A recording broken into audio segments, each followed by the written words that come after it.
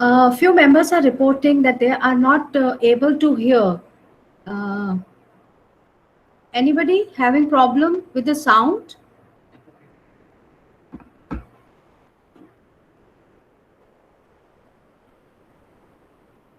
Okay, thank you, Dr. Usha Tiwari. Thank you, Dr. Poonam, for confirming. Thank you, Meenakshi Di. Thank you, Rajni Ji. Thank you. Thank you, Rekha Di.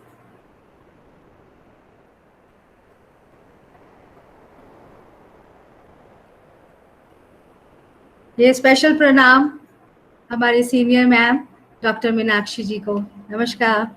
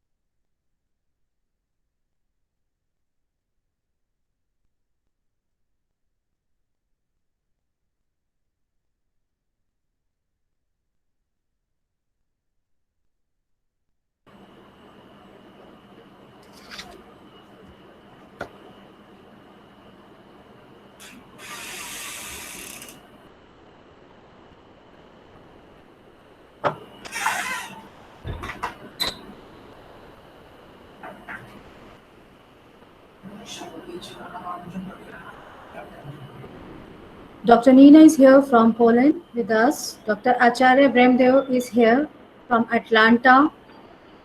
I can see Mr. Abdul Rahman.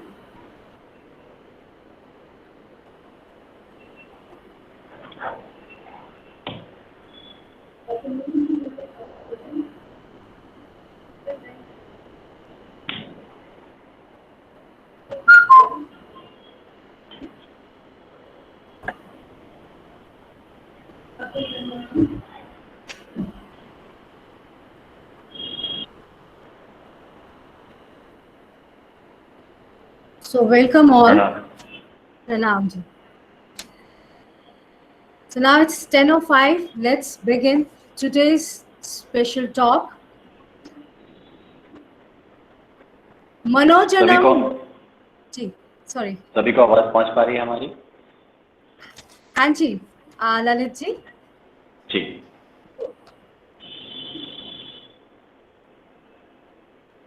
आरंभ करते हैं आज।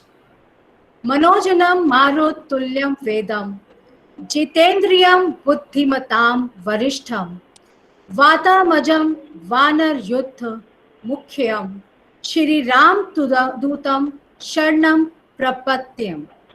I take refuge in Lord Hanuman. I pray and salute the one who is as fast as thought, is more powerful than the wind, has mastered his senses, is the wisest, is the son of the wind god, is the commander of the monkey bridge, and Lord Ram's messenger. I bow at your feet.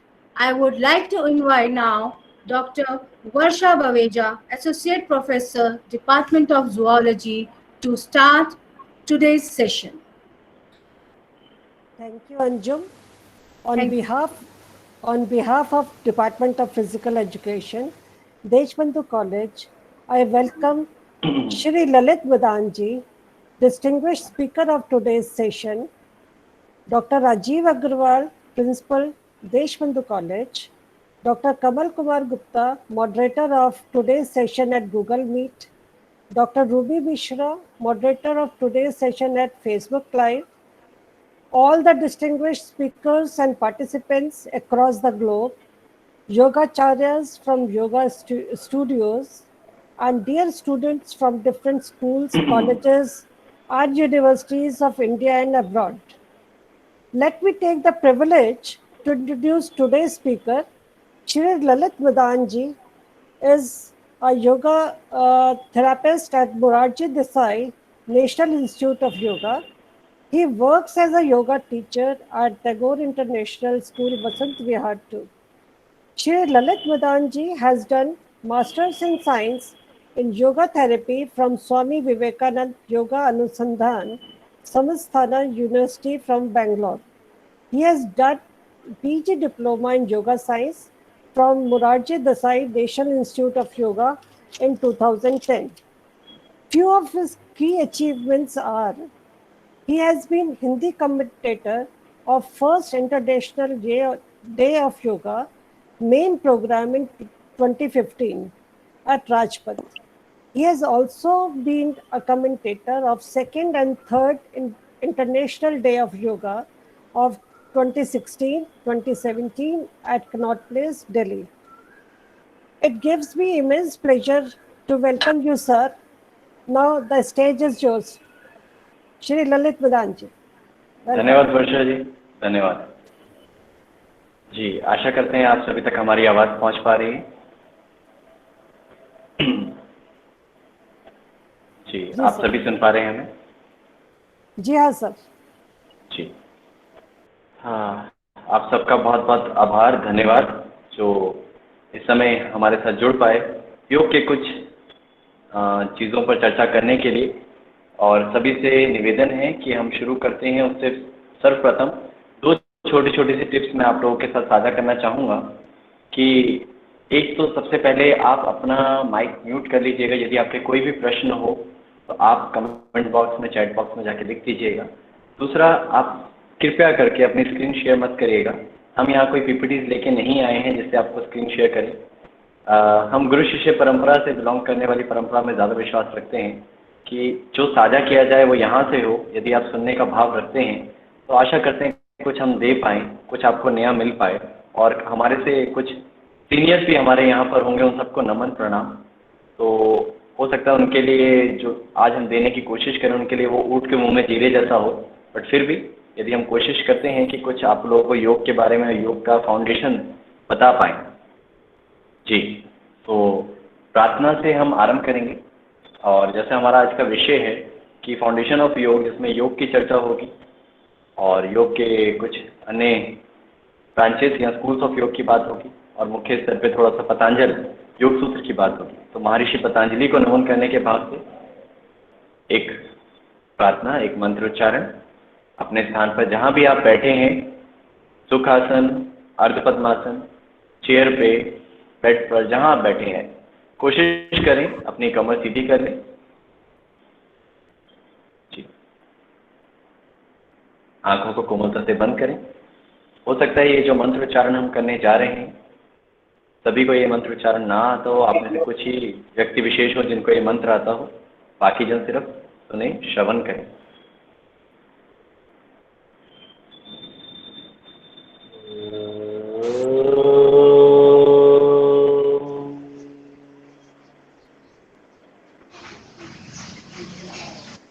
योगेन चित्तस्य पदेन वाचा मलं शरीरस्य चावैदिकेन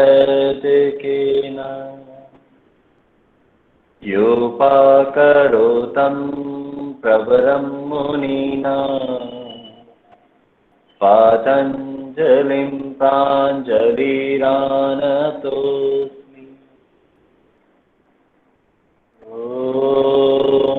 शान्ति शान्ति शांति।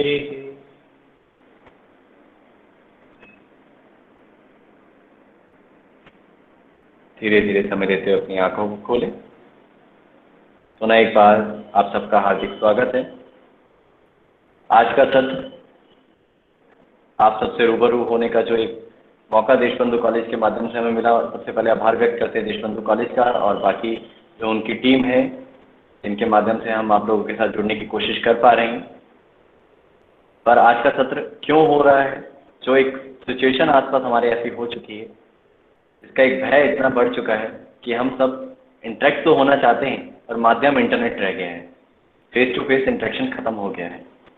तो अब वो जो interaction करने का भाव है या जो कहीं ना कहीं एक दहशत या एक भाव, एक डर पूरे होल ओवर वर्ल्ड में फैल चुका है, तो महामारी के रूप में उसकी दवाई अभी कोई इजाद नहीं हुई, परंतु उससे बचने का अगर कोई कारण है, कोई साधन है, तो यह हमारी प्राचीन परंपरा पर यदि हम विश्वास रखें तो सिर्फ और सिर्फ इम्यूनिटी है जो उसको बचा सकती है। और इम्यूनिटी बेटर करने के लिए हमारी योग परंपरा, हमारी आयुर्वेद परंपरा या बाकी हमारी प्राकृतिक चिकित्सा भी बहुत लाभदायक है।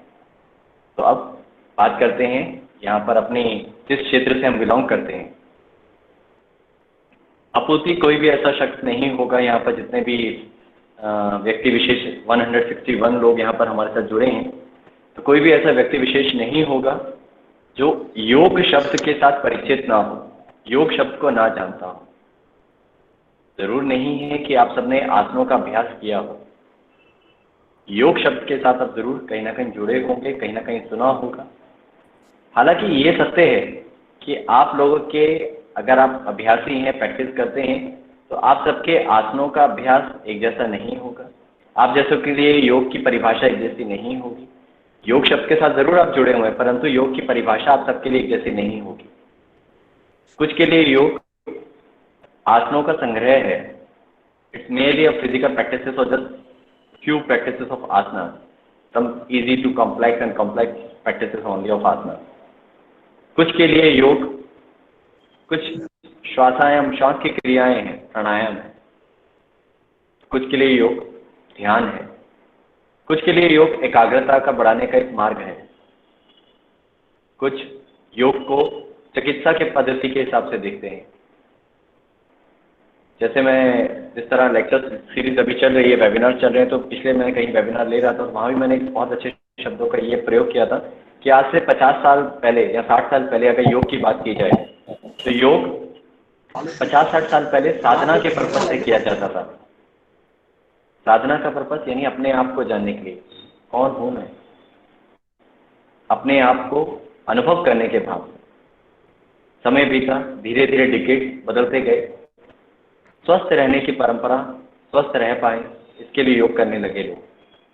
फिजिकल प्रैक्टिसेस ज़्यादा होने लग गई, शोधन प्रैक्टिसेस का प्रभाव ज़्यादा आया और धीरे धीरे समय बीता तो योग कहीं ना कहीं चिकित्सा की पद्धति पर ज़्यादा मापदंड उसके बढ़ गए।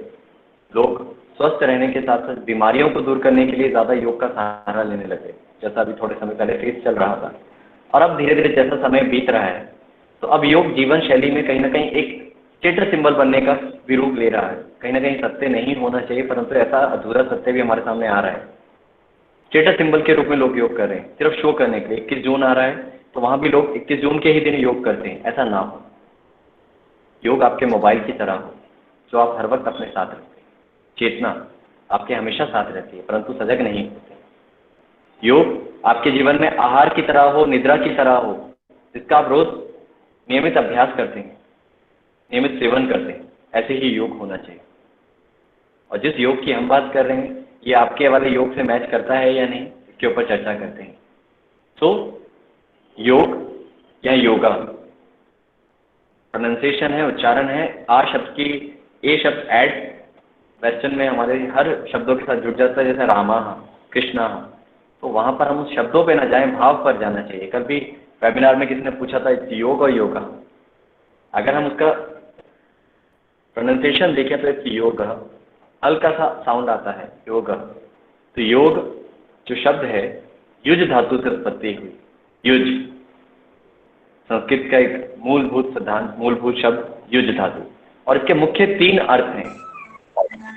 3 अर्थ युज धातु के, युज समाधो, युज संयमी और युज एकाग्रता, यानी युज यूनियन।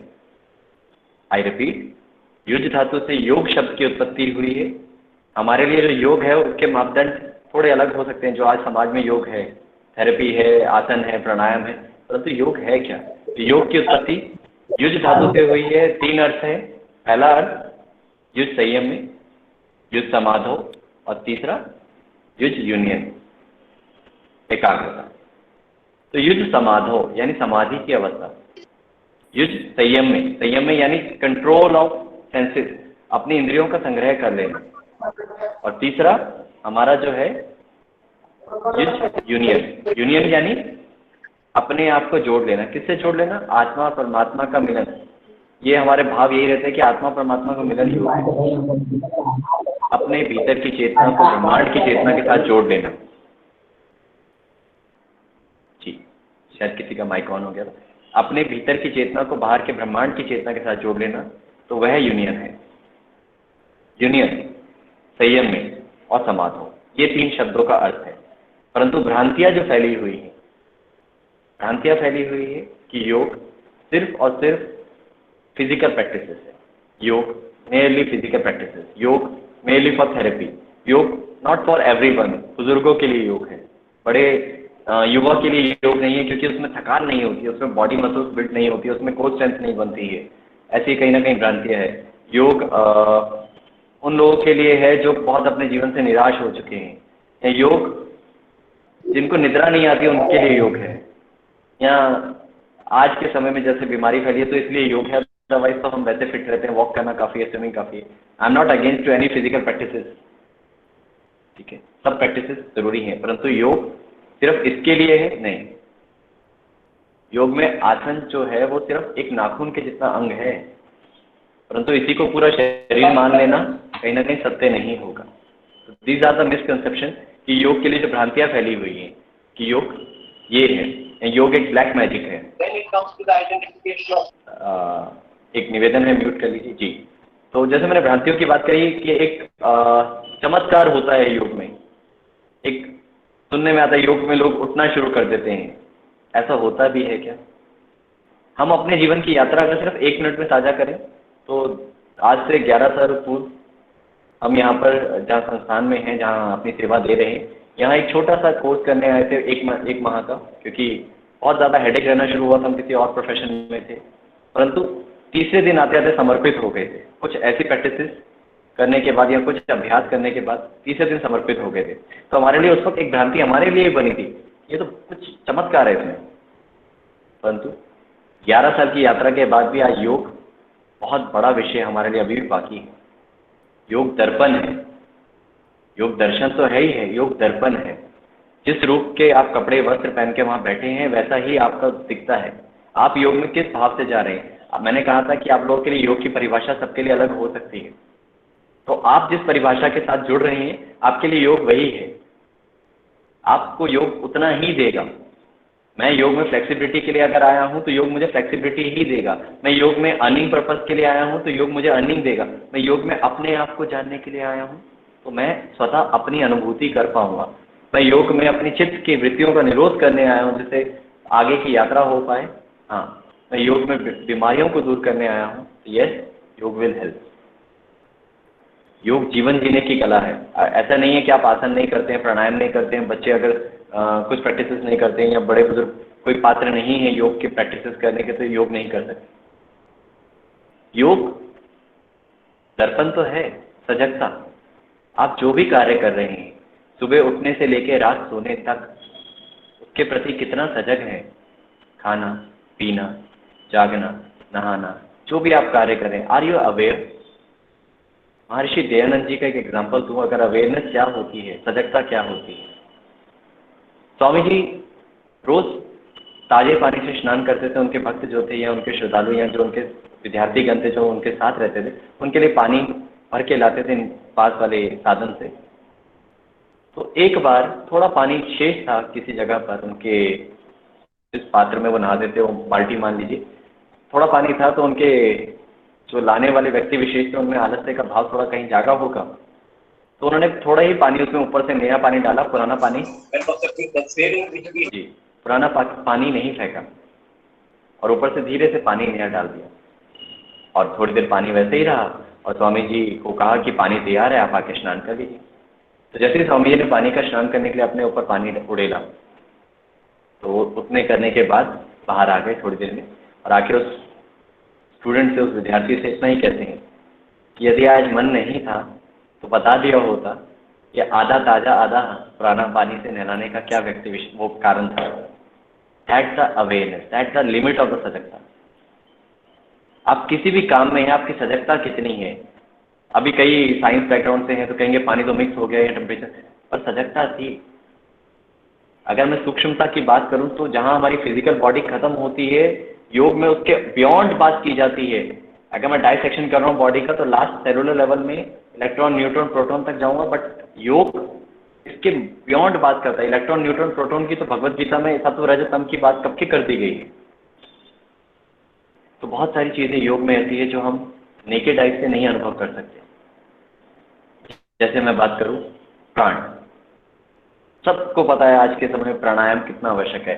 चाहे गलत कर रहे हैं, सही कर रहे हैं, लगे हुए हैं, दुनिया लगी हुई है। पता है ये एक छोटी सी क्रिया है, यदि इसको कर लिया जाए तो ये फेफड़े जो हमारे लंग्स हैं, जिनका कहीं ना कहीं 8 to 9,000 लीटर वॉल्यूम है, जो रेगुलर हमारा उसको मेंटेन करता है, और इतने लंग्स होते हैं, अगर उसको स्ट्रेच किया जाए तो एक टेनिस कोर्ट जितना उसको एक्सपेंड कर दिया जा सकता है, तो वो हेल्दी रहे। और आज की जो बीमारी है वो सीधे अटैक उसी पर कर रहे हैं। तो प्राणायाम का शब्द सब परिचित होंगे या इसको कुछ और नाम से जानते होंगे, maybe in the western some different word. तो pranayama it's only just inhale and exhalation. What is prana? Ayama is extension, what is प्राण? जब लाइफ खत्म होती है, किसी एक इंसान की अंतिम सांस आती है, तो सांस खत्म होने के बाद नोबडी सेज कि सांस खत्म हो गई, एवरीबडी सेज प्राण खत्म हो गए, प्राण चले गए। तो प्राण आने का जो साधन है वो सांस था, नासिका से गया लंग्स के लिए जो ट्रैकिया है, then bronchi, then bronchus, then alveoli, gases exchange का सारा साधन बॉडी में अवेलेबल है, बट वो फोर्स अवेलेबल नहीं है जो उसको लाए और बाहर भेजे।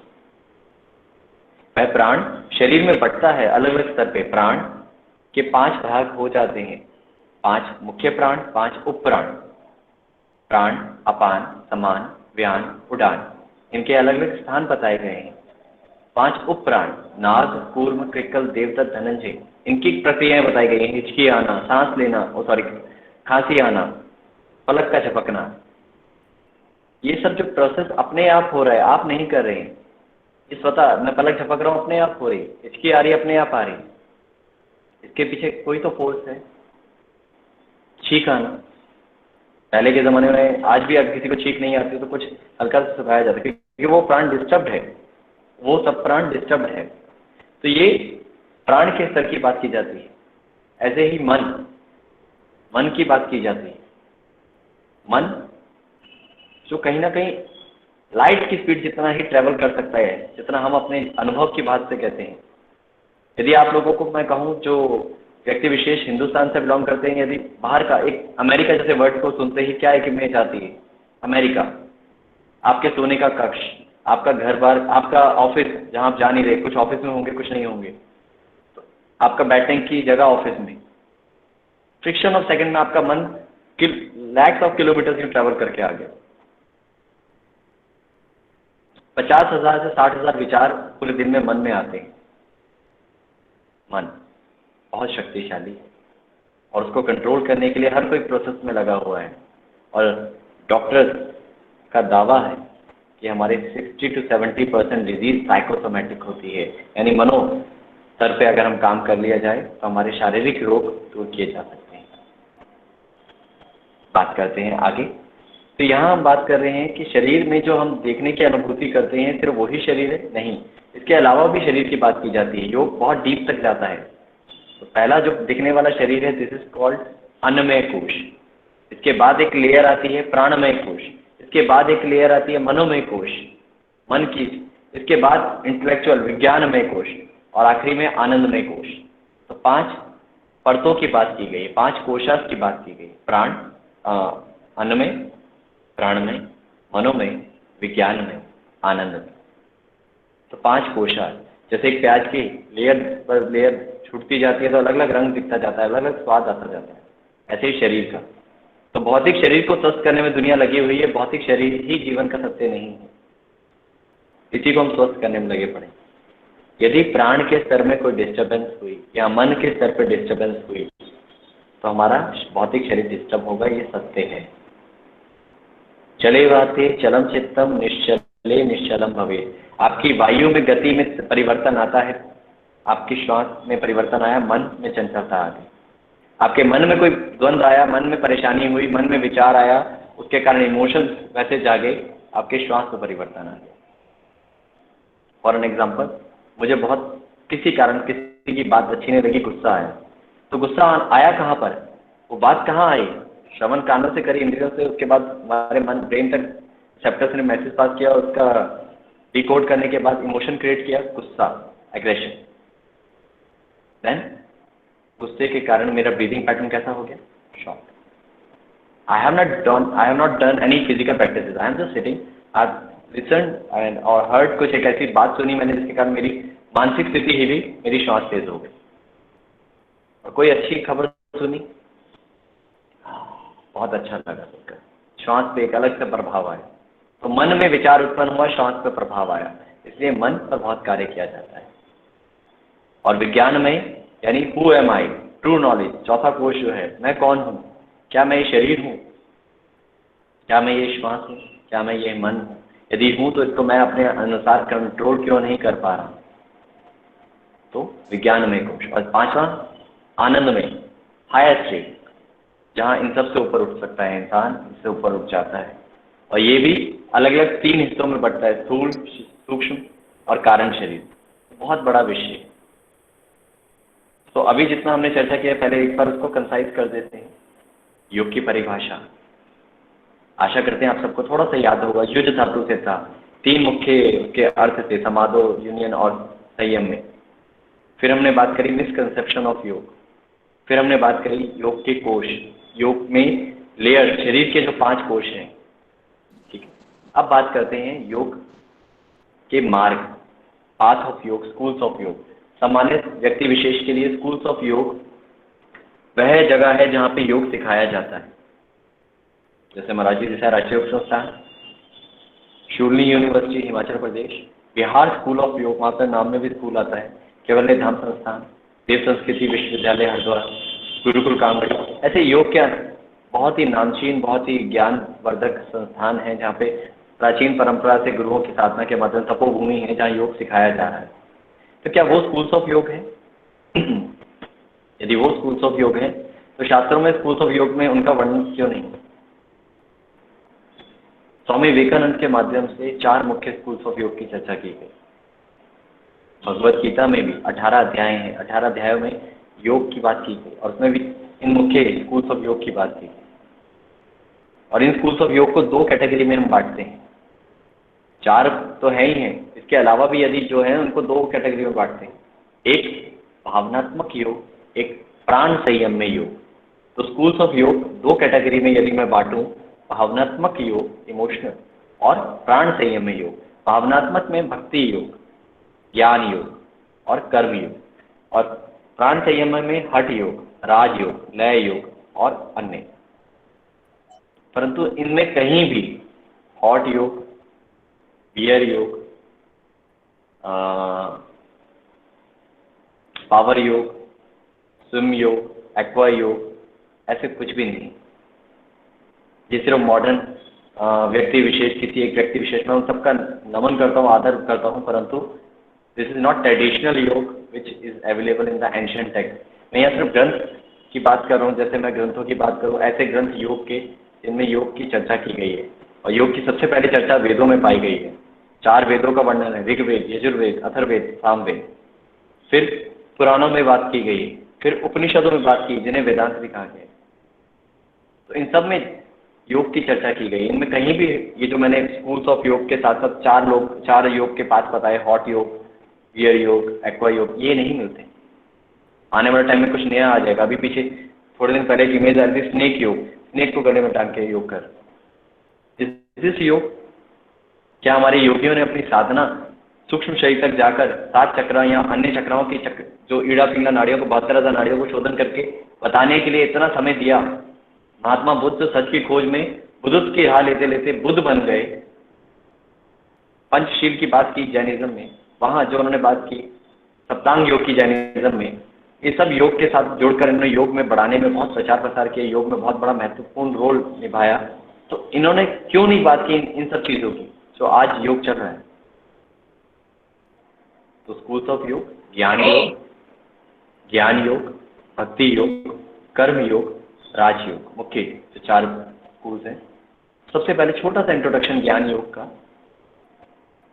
ज्ञान योग अगर हम इंग्लिश भाषा में, अंग्रेजी भाषा में लिखते हैं तो JNANA प्रोनाउंसिएशन में आता है। उसे JNA से ज्ञान, और हिंदी में तो ज्ञान लिखना सबको शायद आता ही होगा जो भारतीय संस्कृति से जुड़े हुए हैं। तो ज्ञान का अर्थ जो हम चीज़ अर्जित कर रहे हैं, परंतु वहाँ योग जब शब्द जुड़ जाता है तो सजगता बढ़ जाती है। आज जो हम स्कूलों में अर्जित कर रहे हैं वह भी ज्ञान है, परंतु सिर्फ नंबर के लिए जो कुछ एक परंपरा चल चुकी है, किसके ज़्यादा नंबर है, लोग लड़ रहे हैं, मेरे बच्चों को डरा रहे हैं, पढ़ा रहे हैं। मैं किसी पेरेंट्स के खिलाफ नहीं हूँ, परंतु उसका भाव कितना जान पा रहा है, वो अपने जीवन में उस चीज़ को उतार कितना पा रहा है। मैं 2004 में मेरा ग्रेजुएशन स्कूलिंग कंप्लीट हो गई, 2007 में मेरी ग्रेजुएशन कंप्लीट हो गई। तो मैंने जो स्कूलिंग में पढ़ा था, जो पाइथागोरस थ्योरम पढ़ी थी, या मैंने स्कूल में कॉमर्स जो पढ़ी थी, इकोनॉमिक्स जो पढ़ी थी, वो आज अगर मैं इसको योग के साथ कोरिलेट करूँ, can I do my those knowledge to coordinate with my this knowledge? If yes, then I am using this knowledge. मैं उसको अनुभव कर पाया, नहीं कर पाया तो सिर्फ याद किया और लिख कर आ गया, पास हो गया। तो ज्ञान योग की जब बात करते हैं तो वहाँ ज्ञान योग में शास्त्रों में बताया गया है, 4 उसके बिंदु बताए गए हैं, विवेक, वैराग्य, षट संपत्ति और मुमुक्षुत्व। इसमें भी आगे अर्जित करने के 3 मार्ग बताए हैं, श्रवण, मनन, निधि अध्यासन। किस तरीके से आप ज्ञान योग अर्जित कर सकते हैं, सीख सकते हैं। भक्ति योग, तो भक्ति योग में भगवत पुराण में नवदा भक्ति की बात की गई, उसमें भक्ता के प्रकार भी बताए, भक्त कैसा होना चाहिए। आज जो भक्ति कर रहे हैं उसको नमन, खिलाफ नहीं हो किसी के, परंतु समर्थन में भी नहीं। आज हमारे मन में भय की भक्ति है, भाव की भक्ति कम है, भय की भक्ति है। यदि भक्ति की बात करें ना, तो भक्ति में शबरी की भक्ति थी, जिनको कहा गया था राम जरूर आएंगे, प्रतीक्षा करते रहे, रोज उसी तरह समेट सारी चीजें संवार के रखते रहे। भक्ति हनुमान की थी, भक्ति कबीर की थी। ये भक्ति है जहाँ समर्पण है। तो नवदा भक्ति की बात की गई है। आज हम भक्ति कर रहे हैं तो कुछ मांगने की भक्ति कर रहे हैं, बस ये मिल जाए। परमात्मा तो सब जानता है, उससे ही मांगे, उसी को देने की कोशिश करें। ये अपना अपना मत है। तो नवदा भक्ति शास्त्रों में भक्ति योग की बात की गई। तीसरा आता है कर्म योग। कर्म योग जो बात की जाती है, कर्म निष्काम कर्म, जहाँ कर्म करने के बाद फल की इच्छा ना कर। कहीं कहीं पे कर्म के प्रकार भी बताए गए हैं, शुक्ल कर्म, कृष्ण कर्म। शुक्ल यानी अच्छे कर्म, कृष्ण यानी बुरे कर्म। यहाँ कृष्ण शब्द बोलने पर कृष्ण भगवान के लिए शब्द नहीं आ रहा है और अर्थ आ रहा है। शुक्ल कृष्ण पक्ष जैसे आता है ना, शुक्ल कृष्ण कर्म भी है और अशुक्ल अकृष्ण कर्म। तो ऐसे 4 प्रकार बताए गए। तो कर्म योग यानी जहाँ आप कर्म कर रहे हैं और फल की इच्छा नहीं कर रहे हैं। जैसे एग्जाम्पल दें आपको तो भगवान हनुमान, लॉर्ड हनुमान, जैसे आज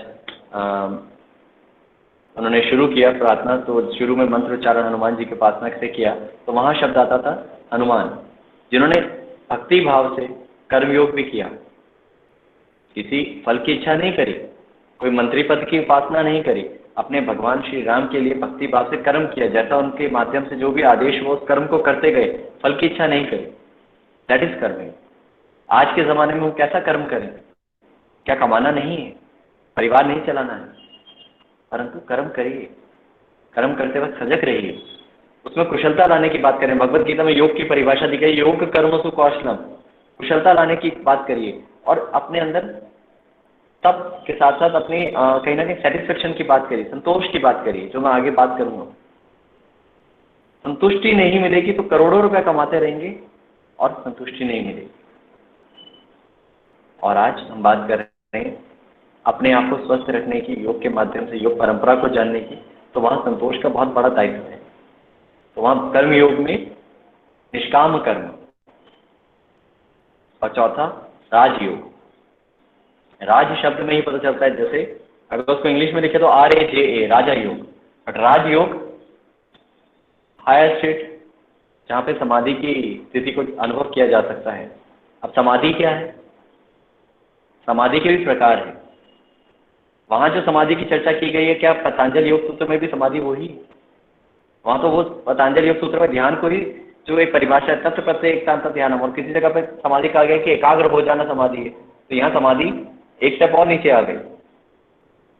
तो समाधि की बात अभी रुक कर करते हैं, आने वाले समय में, समय भी हमें साथ साथ देखना है। तो बात हो रही है अंतिम राजयोग। राजयोग की प्राप्ति के लिए दो मार्ग मुख्य है। ऐसे तो प्रथम कहा जाता है हठ योग। हठम बिना रजो नहीं, रजो बिना हठम नहीं। हठ योग के बिना राजयोग की प्राप्ति नहीं की जा सकती, और राजयोग के बिना हठ योग की प्राप्ति का मतलब ही नहीं। तो हठ योग जिसे कहा जाता है, हठ के साथ योग करना, जो सामान्य समाज समझता है, परंतु ये मिसकंसेप्शन है, ये भ्रांति है। इट्स नॉट हठ के साथ किया गया योग।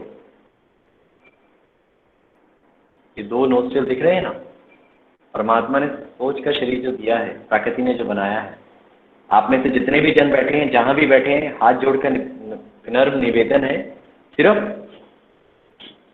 इस प्रकार एक बार कर लीजिएगा। कौन सी नोस्ट्रिल एक्टिव है, कौन सी प्रीडोमिनेंट है? बायां स्वर हो सकता है हमारा बायां आपका दाहिना हो, मिरर इमेज, लेफ्ट और राइट चेक कर दीजिए। और कितनों के दोनों डोमिनेंट हैं? हमारे इस वक्त दोनों चल रहे हैं।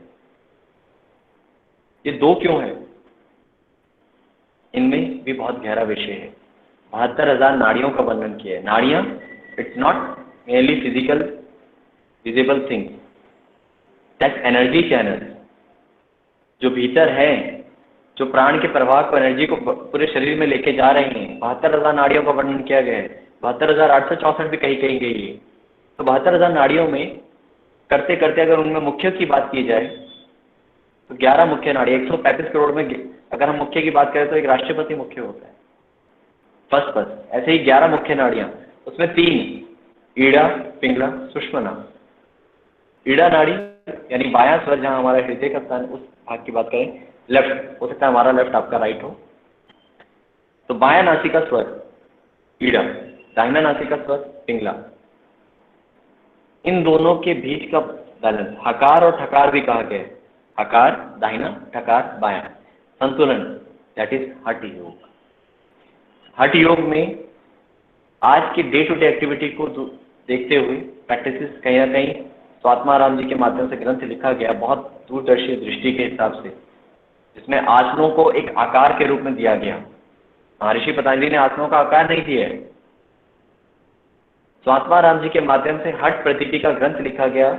उसमें उन्होंने 15 आसनों की चर्चा की, 10 मुद्राओं की चर्चा की, अष्ट कुंभ का 8 प्राणायाम की चर्चा करी, और इसके बाद घेरण ऋषि के माध्यम से 32 आसनों का चर्चा की गई घेरण संहिता में। ये हठ योग के कुछ टेक्स्ट हैं जिनकी मैं बात कर रहा हूँ। अगर हठ योग को हठ के साथ ही योग करना तो ग्रंथ की आवश्यकता नहीं थी, सिर्फ खींच देना आसन होता, बस मूवमेंट कर देना आसन होता, जो आज कर रहे हैं। That's a physical exercise, it's not आसन। तो आसनों का बहुत बड़ा दायित्व है, इसलिए उन्होंने हठ योग में सबसे पहला अध्याय ही आसन बताया है। हठस्य प्रथम अंगत्वात् आसनम, आसन सबसे पहला अंग है। और शरीर को, भौतिक शरीर को स्थिर करना, उसको शोधन करना, षटकर्म की बात की गई है। उसके बाद प्राणायाम की बात की गई, नाद अनुसंधान की बात की गई, ध्यान की बात की गई घेरण संहिता में। ऐसे ही हठ योग के कुछ मुख्य ग्रंथों का अगर मैं नाम ले लूँ यहाँ पर, जिससे आप लोगों को जीवन में कभी पढ़ने का मौका मिले, हठ योग प्रदीपिका, हिरण संहिता, हठ तत्व कमौती, शिव संहिता, हठ रत्नावली और अन्य ग्रंथ, ये सब हठ योग के बारे में बात करते हैं। नाथ कल्ट परंपरा, नाथ योग परंपरा की बात करते हैं, जो आदिनाथ शिव से शुरू हुई। अब मैं बात करूं तो राजयोग की प्राप्ति के लिए हठ योग का मार्ग चुना जा सकता है, और दूसरा मार्ग जो बताया गया है दैट इज अष्टांग योग। अष्टांग योग, आई am not saying Ashtanga Vinyasa, there is a little bit difference. Usually लोग अष्टांग योग, अष्टांगा योग, वेस्टर्न में हमारे जो मित्र बंधु हैं, भाई बहन हैं हमारे, वसुधैव कुटुंबकम परंपरा को ही हम मानते हैं। सिर्फ शरीर का स्ट्रक्चर थोड़ा सा रंग रूप अलग हुआ है, भाषा अलग हुई है, वो तो हिंदुस्तान में भी 18 किलोमीटर पे बोली का भाव अलग हो जाता है। तो हमारे जो वहाँ के भाई बहन हैं, तो Ashtanga yoga, that is Ashtanga is not this Ashtang yoga की बात कर रहे हैं। वहाँ फिजिकल एक नॉट फिजिकल विन्यासा की बात की जाती है, जहाँ श्वास के साथ शरीर के अभ्यास की बात की जाती है। और श्री कृष्णाचार्य जी के द्वारा ये परंपरा विन्यास की शुरू की गई, अष्टांग विन्यास की। आगे उनके एक अनुयायी पट्टाभाई जॉयस और उनके दूसरे अनुयायी जो मुख्य स्तर पे BKS अयंगर जी के नाम से प्रचलित हैं, आप लोग बहुत जानते होंगे, उनका नाम सुना होगा, बहुत में से आप लोग उनको हो सकते दर्शन भी किए हों उनके। तो पट्टाभाई जॉयस जी ने इस परंपरा को इस तरीके से बढ़ाया आगे, जो श्री कृष्णाचार्य जी के द्वारा विन्यासा दिया गया, अष्टांग विन्यासा, और BKS अयंगर जी ने धीरे धीरे अपने उसको अयंगर योग का एक रूप दे दिया। ये भी परंपरा में है, थोड़ी सी नॉलेज इसकी होनी चाहिए अगर योग की बात हो रही है तो। बट जिस अष्टांग योग की बात मैं कर रहा हूँ वो महर्षि पतंजलि जी के माध्यम से बताया गया। वहाँ पतंजल योग सूत्र में उसकी बात की गई है। आप में से कोई भी ऐसा व्यक्ति विशेष नहीं होगा जो महर्षि पतंजलि के नाम से परिचित ना हो। यदि आप हिंदुस्तान में हैं या बाहर हैं, एक ब्रांड बन चुके हैं महर्षि पतंजलि। नमन है हमारे पूज्य गुरु स्वामी रामदेव जी को। मैं समर्थन और विपक्ष में नहीं, उनके मार्ग से एक योगी का नाम प्रयोग में लाया गया, जिससे बार बार उनका नाम बोलने पर एक भाव अच्छा जागे, एक अनुभूति हो। कहते हैं ना, शांति शांति शांति, बोलने से शांति की अनुभूति होती है, पीस पीस पीस। ऐसे ही किसी एक अच्छी चीज़ का नाम लेने से ऊर्जा बनती है। अगर हम गलत भाषा का प्रयोग करते हैं, गाली गलौज का प्रयोग करते हैं, तो वहाँ वैसे ही भाव उत्पन्न होते हैं। इसलिए महर्षि पतंजलि का नाम वहाँ प्रयोग में आता है। तो पतंजलि जी के माध्यम से जो ग्रंथ लिखा गया उसकी चर्चा करते हैं। तो सेकेंड,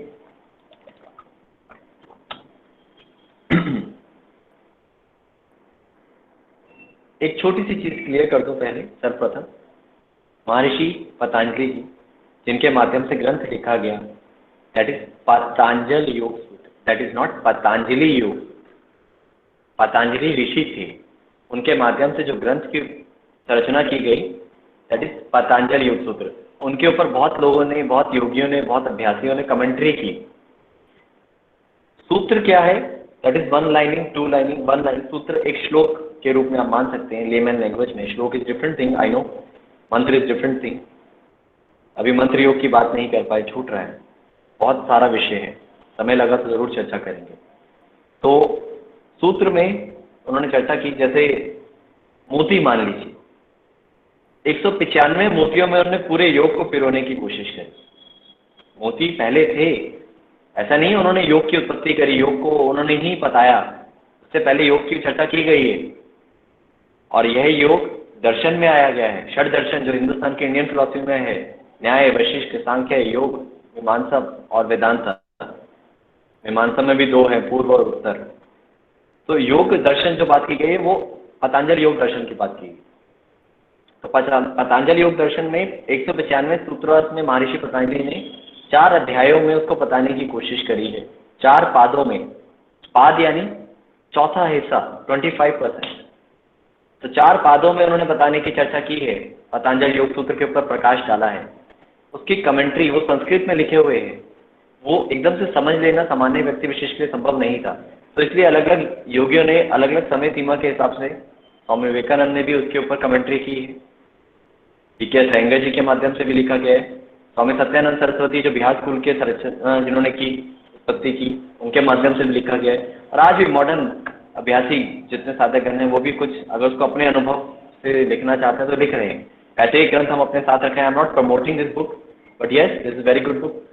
पतंजलि योग सूत्र का एक ऐसा ग्रंथ जिसमें 195 सूत्रास में सारे ग्रंथ की चर्चा की गई है, सारे योग को पिरोया गया है।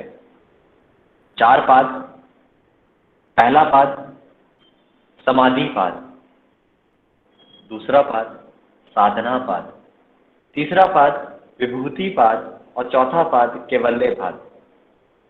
समाधि पाद, साधना पाद, विभूति पाद, कैवल्य पाद।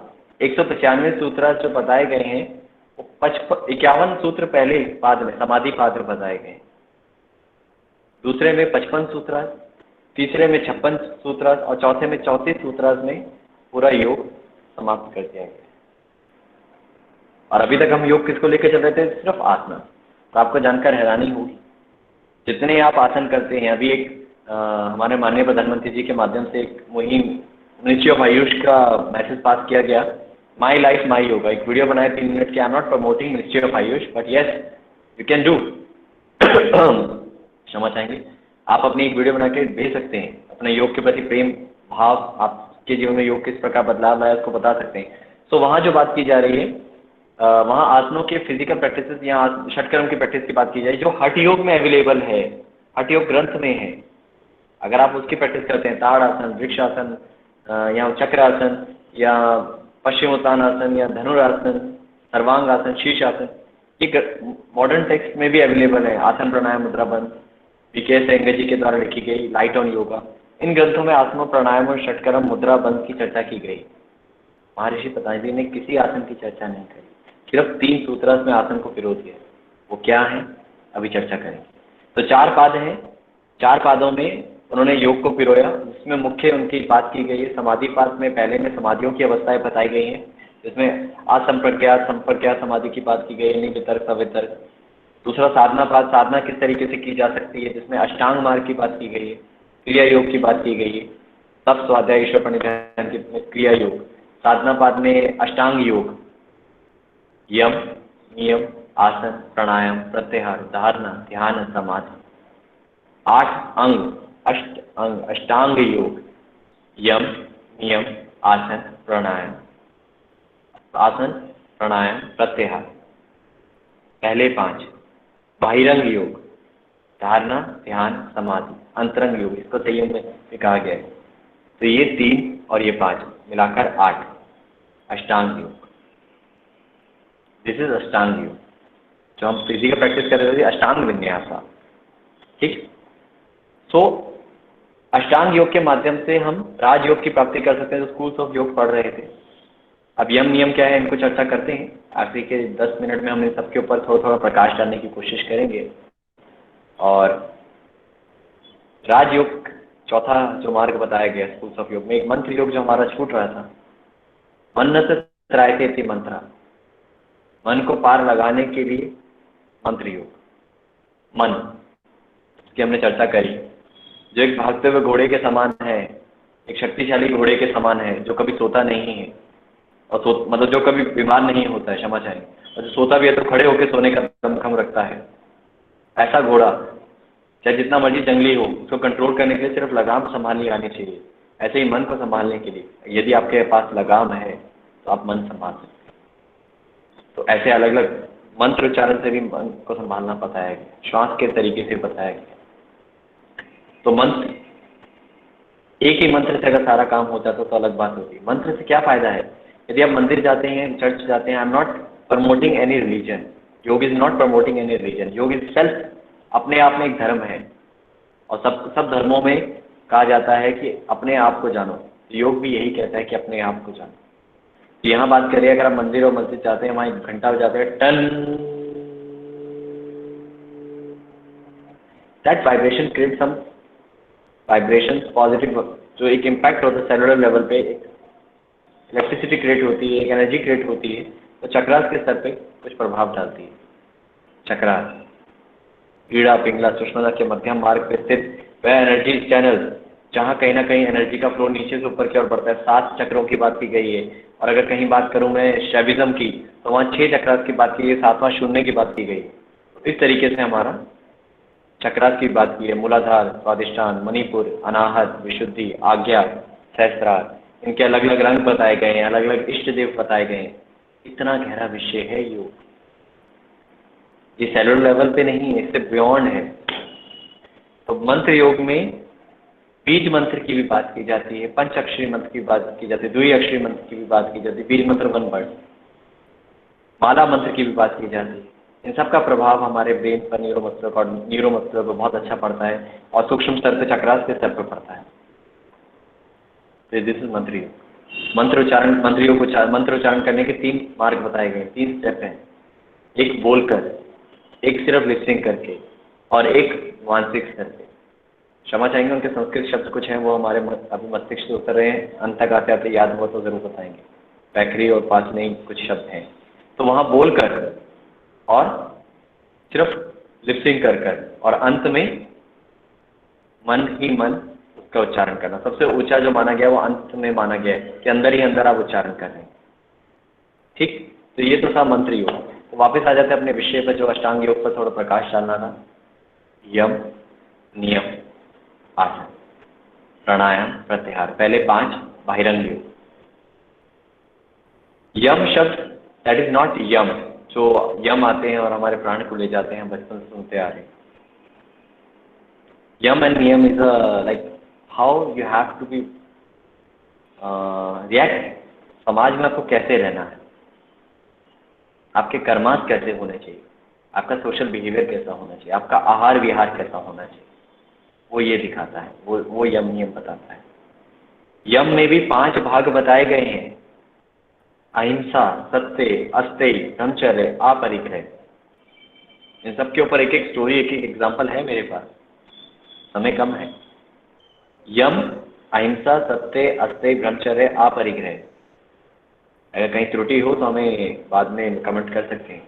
बहुत ज्ञानी हमारे साथ बीच में कुछ लोग होंगे जो हमारे से बहुत सीनियर हैं, ठीक है, तो मैं छोटा भाई समझ के ही हमें माफ़ करिएगा और कुछ त्रुटि हो तो ज़रूर मार्गदर्शन करिएगा। तो यम में जो 5 बताए गए हैं, सबसे पहले जिसकी बात की जाती है अहिंसा। इसको अहिंसा भी पढ़ा जाता है और अहिंसा भी पढ़ा जाता है। प्रोनाउंसिएशन ना का जो बिंदी का है वो ना और माँ दोनों आते हैं। अहिंसा, कई योगियों ने इस मार्ग को दिखाया, अहिंसा परमो धर्म, अहिंसा ही सबसे बड़ा धर्म है। जितने यहाँ व्यक्ति विशेष हैं, 165 लोग, जो 166 हो चुके हैं जो जुड़े हैं यहाँ पर, ये लोग क्या हर वक्त हिंसा करने की सोचते हैं? आप, मैं हमेशा हिंसा करने की सोचते हैं? नहीं। हमारे बीच में जो स्नेह है, जो प्यार है, जो इमोशंस है, जो भक्ति है, जो भाव है, उनके अलावा कहीं कोई क्रोध, कोई बात, कोई भाव ऐसे आते हैं जिनके कारण हिंसा वाला भाव उत्पन्न होता है। बाकी सारा समय हम अहिंसा करते हैं। ऐसा नहीं है हम यम पालन नहीं कर रहे हैं, परंतु योग में जो यम की बात की गई है, अगर आप योग साधना करते हैं, इन यमास को पालन करते हैं, इनके ऊपर काम करते हैं, तो आपका धीरे धीरे आपका अपलिफ्टमेंट होना शुरू हो जाता है। अहिंसा, सिर्फ हिंसा फिजिकल करना, मैंने किसी को मार दिया, दिस इज फिजिकल हिंसा, दिस इज नॉट ओनली अहिंसा और हिंसा। किसी भी कार्य को करने के लिए यहाँ पर 3 बात बताई गई है, मनसा वाचा कर्मा, मन से, वचन से, कर्म से। यदि मन में भी विचार आ गया किसी को कष्ट देने का, कहते हैं ना सीक्रेट, एक एनर्जी, जो एक वीडियो भी आई थी, एक मूवी भी थी, आप जैसा सोचते हैं वैसा ही कॉस्मिक एनर्जी में जाता है, ब्रह्मांड से टकरा के आपके भीतर आ जाता है। आप विचार अच्छा रखिए तो विचार सकारात्मकता होगी, हमेशा पॉजिटिव रहिए। मोटिवेशनल स्पीकर फटाफट तेज तेज बोल के कहते रहते हैं, अच्छा सोचिए, अच्छा सोचिए, अच्छा सोचिए, अच्छा सोचिए, सत्य है।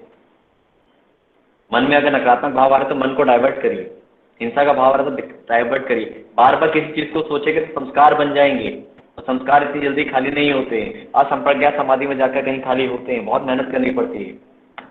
तो यम में अहिंसा, अहिंसा मनसा वाचा कर्मा, मन में से भी किसी को कष्ट ना दे, किसी को वचन से भी ना कष्ट दे, किसी को कार्मिक रूप से कष्ट ना दे, दैट इज अहिंसा, उसका पालन करना। सत्य बोलना, पर अप्रिय सत्य ना बोलना, भगवद गीता में लिखा गया। सत्य बोलना, और सत्य का यदि आप पालन करते हैं तो धीरे धीरे आपके अंदर इतनी वाक शुद्धि आ जाती है, आपके जीवन में सत्य का फ्रूट, आप किसी चीज की साधना कर रहे हैं और उसका फल मिलेगा ही मिलेगा, बट फल की इच्छा रखते हुए अगर करेंगे तो नहीं मिलेगा। आप लिमिट तय करके मुझे इतना ही करना है तो इतना ही कर पाऊंगा, मुझे 99 स्कोर करना है, 95 स्कोर करना है, इससे ज़्यादा करना ही नहीं है। नहीं, लिमिट मत तय करिए। योग में बहना सीखिए, बियॉन्ड व्हाट्स नेक्स्ट, इसके आगे क्या है। तो सत्य, हमेशा सत्य बोलने की कोशिश करें। मनसा वाचा कर्म, और सत्य का फ्रूट होगा कि धीरे धीरे एक ऐसा आभा मंडल उस व्यक्ति विशेष के आसपास बन जाता है कि वो जो बोलता है वही सत्य होता है और वही आसपास घटित होना शुरू हो जाता है। सत्य, अस्ते, चोरी ना करना, चोरी का भाव ना रखना, किसी से बिना पूछे कोई चीज ले जाना, उसको लौटा देंगे, वो भी कहीं ना कहीं भाव है। अस्ते, मनसा वाचा कर्मा, चोरी ना कर, जो हमारा नहीं है वो उसकी वासना भी ना करना। दूसरे के पास चीज देख के जेलसी होती है, ये मेरे पास होना चाहिए, तो वो अस्ते। और उसके बाद आता है अहिंसा, सत्य, अस्ते, अपरिग्रह, इकट्ठा ना करना, जितना है उसमें संतुष्टि। आज क्या हो गया है, हम इकट्ठा करके बैठे हैं। अभी देखिएगा आने वाले समय में एक चीज और अपरिग्रह होगी, इकट्ठा होगा। अभी तो हम इसका प्रयोग कर रहे हैं, मास्क।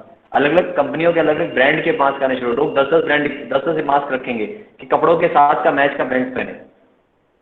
अपरिग्रह, इकट्ठा कर रहे हैं। इसके ऊपर एक एग्जांपल, एक स्टोरी सुनाएंगे तो अच्छा रहेगा। एक फकीर थे एक शहर में, जिनका नाम बहुत ज़्यादा प्रचलित था, जिनके दर्शन मात्र से कईयों का जीवन सुधर जाता था। तो एक विदेशी भाई बहन, हमारे विदेश के बंधु जब हिंदुस्तान घूमने आए तो शहर में गए, तो वहाँ बोला गया कि यहाँ पे क्या बोलते हैं, दिल्ली के बॉर्डर इसमें पंकज जी म्यूट कर लीजिए, धन्यवाद। तो वहाँ विदेशी भाई बहन से बोला गया कि अगर आप यहाँ घूमना चाहते हैं तो ये चीज़ें तो देखिए, पर उस फकीर जी के पास भी जरूर जाइएगा, उस फकीर के भी दर्शन जरूर करिएगा। और वो फकीर के दर्शन करने गए तो देखा इतना नाम इस पूरे शहर में इनका है, पर उनकी कुटिया में क्या देखा, सिर्फ एक दीपक जल रहा और एक बर्तन बस। तो उन्होंने पूछा कि भाई आप इतने बड़े व्यक्ति विशेष जिसका इतना नाम है, ऐसी छोटी सी कुटिया में अंधकार में रह रहे हैं, एक दीपक और एक बर्तन, आपका साजो सामान कहाँ है, आपका बेड, आपके ये सब साज सामान कहाँ है। तो उन्होंने कहा आप कहाँ से आए हैं। उन्होंने कहा मैं इस फला कंट्री से आया हूँ। उन्होंने कहा वेयर इज योर लगेजेस, आपके where is your bed, where is your fridge, where is your LED and all whatever you have, जो हम चीज़ें इकट्ठी कर रहे हैं। ऐसा नहीं है आज की नेशनल जो ज़रूरत चीज़ें हैं उनको ना इकट्ठा करें, परंतु उसके अलावा ही उन्होंने बहुत सारी चीज़ें इकट्ठी कर रखी हैं। 50-60 जोड़ी इकट्ठी कर रखी है जूतों की, कईयों के पास घड़ियों का बहुत शौक है, एक से भी काम चल सकता है, वक्त वही बताइए। तो वहाँ उन्होंने कहा कि आपके साजो सामान कहाँ हैं, आपकी चीज़ें कहाँ हैं। तो वहाँ उन्होंने कहा मैं तो फॉरनर हूँ, मैं तो यात्रा करने आया हूँ, तो यात्रा करने आया हूँ तो मैं इतना सारी चीज़ें क्यों कैरी करूँ। तो फकीर ने भी यही कहा कि मैं भी तो यात्रा करने आया इस देह, आहार, निद्रा, भय और मैथुन जो 4 स्तंभ बताए गए हैं वो जानवर भी कर रहे हैं, मैं तो अपने आप को जानने आया, यात्रा करने तो आया, तो इतना सामान इकट्ठा करके क्या करूँ। और जिन्होंने सामान इकट्ठा किया ऐसा नहीं है वो बीमारी के चलते बच गए। तो अपरिग्रह, एकाग्र, इकट्ठा ना करना, जितनी आवश्यकता है उतना इकट्ठा करिए, ठीक है। और 5वां ब्रह्मचर्य, ब्रह्म के जैसा आचरण, हर वक्त एक ही जैसा भाव नहीं रखना, ब्रह्म के जैसा आचरण। तो ये थे यम, नियम, शौच, संतोष, तप, स्वाध्याय, ईश्वर प्रणिधान। शौच आंतरिक और बाह्य, आंतरिक शौच विचारों की शुद्धि, मनसा वाचा कर्मा, यहाँ भी 3 वही शब्द आएंगे, मनसा वाचा कर्मा। बाह्य शुद्धि, बाह्य शुद्धि के लिए हठ योग की बात करें तो बहुत अच्छा उसमें शोधन किया है, षट कर्मांश की बात की गई, आसन के माध्यम से, प्राणायाम के माध्यम से बात की गई। परंतु यहाँ जो मैं बात कर रहा हूँ शौच, तो शौच की बात कर रहा हूँ, आंतरिक विचारों की बात कर रहा हूँ, मनसा की बात कर रहा हूँ, वाचक की बात कर रहा हूँ, कर्म की। वाक शुद्धि होनी चाहिए, शौच, अच्छे शब्दों का प्रयोग करें, सकारात्मक ऊर्जा बनेगी। तो शौच, संतोष, जितना है उतने में संतुष्ट रहिए। तप, मानसा वाचा और कर्मा, वो तप होना चाहिए। अंजुम जी समय सीमा जरूर थोड़ी सी ऊपर जाएगी, 10-15 मिनट अनुमति है। बिल्कुल ललित जी, हमारे पास इतने कॉम्प्लीमेंट और कमेंट आ रहे हैं आपके ज्ञान पर, और लोग बहुत खुश हैं अपने समय के लिए कि हम बहुत एंजॉय कर रहे हैं। And these all are members. मैं शपथ चाहूँ फीडबैक बाद में लेता हूँ, वो एक ऊर्जा से, एक एनर्जी है जो चल रहा है उसको मैं कंटिन्यू करता हूँ जी। तो जी, तो बात कर रहे थे हम तप, स्वाध्याय, यानी तप की बात करें, तपना, एक सर्कस थी। मैंने कहा ना हर किसी की 10 के लिए 10 एक एग्जाम्पल था, और एग्जाम्पल से समझना मेरे लिए जीवन में बहुत आनंदित रहा है। मेरे गुरुओं के माध्यम से मुझे सिखाया गया, और मैं अपने स्टूडेंट्स को 4-5 हज़ार जो भी व्यक्ति विशेष स्टूडेंट मेरे माध्यम से सीख के गए हैं, उनको ही मैंने एग्जाम्पल्स के माध्यम से सिखाने की कोशिश की है। तो तब में एक सर्कस थी, सर्कस बंद हो गई। वहाँ के जो कर्मचारी थे उनको लगा कि अब तो कोई काम है नहीं, तो जितने जानवर हैं उनको कुछ समय तक तो वो खिला पाए, जो उनके पास था इकट्ठा था वो खिला पाए, सर्कस का मालिक। तो एक शेर था जो वहाँ सर्कस में करतब दिखाता था चाबुक के बल पर, परंतु वो जब उसको जंगल में वापस छोड़ने जाना पड़ा, क्योंकि उनको रोज शेर को खिलाना इतना सहज नहीं, शेर को पालना इतना सहज नहीं। तो जब उनको वापस जंगल छोड़ने गए तो शेर है, दहाड़ तो वैसे ही है, परंतु शेर एक चीज भूल चुका था, शिकार करना, क्योंकि उसको रोज पका पकाया चीजें मिल रही थी, सब चीजें सामने मिलती थी, बस करतब दिखाने से चाबुक के बल पे यहाँ से वहाँ दहाड़ना, बच्चे को उठाना, बॉल उठाना, जो भी एक सर्कस में होता है, आपने देखी हो कभी। तो वहाँ जब जंगल गया तो उसकी अवस्था चेंज हो गई थी।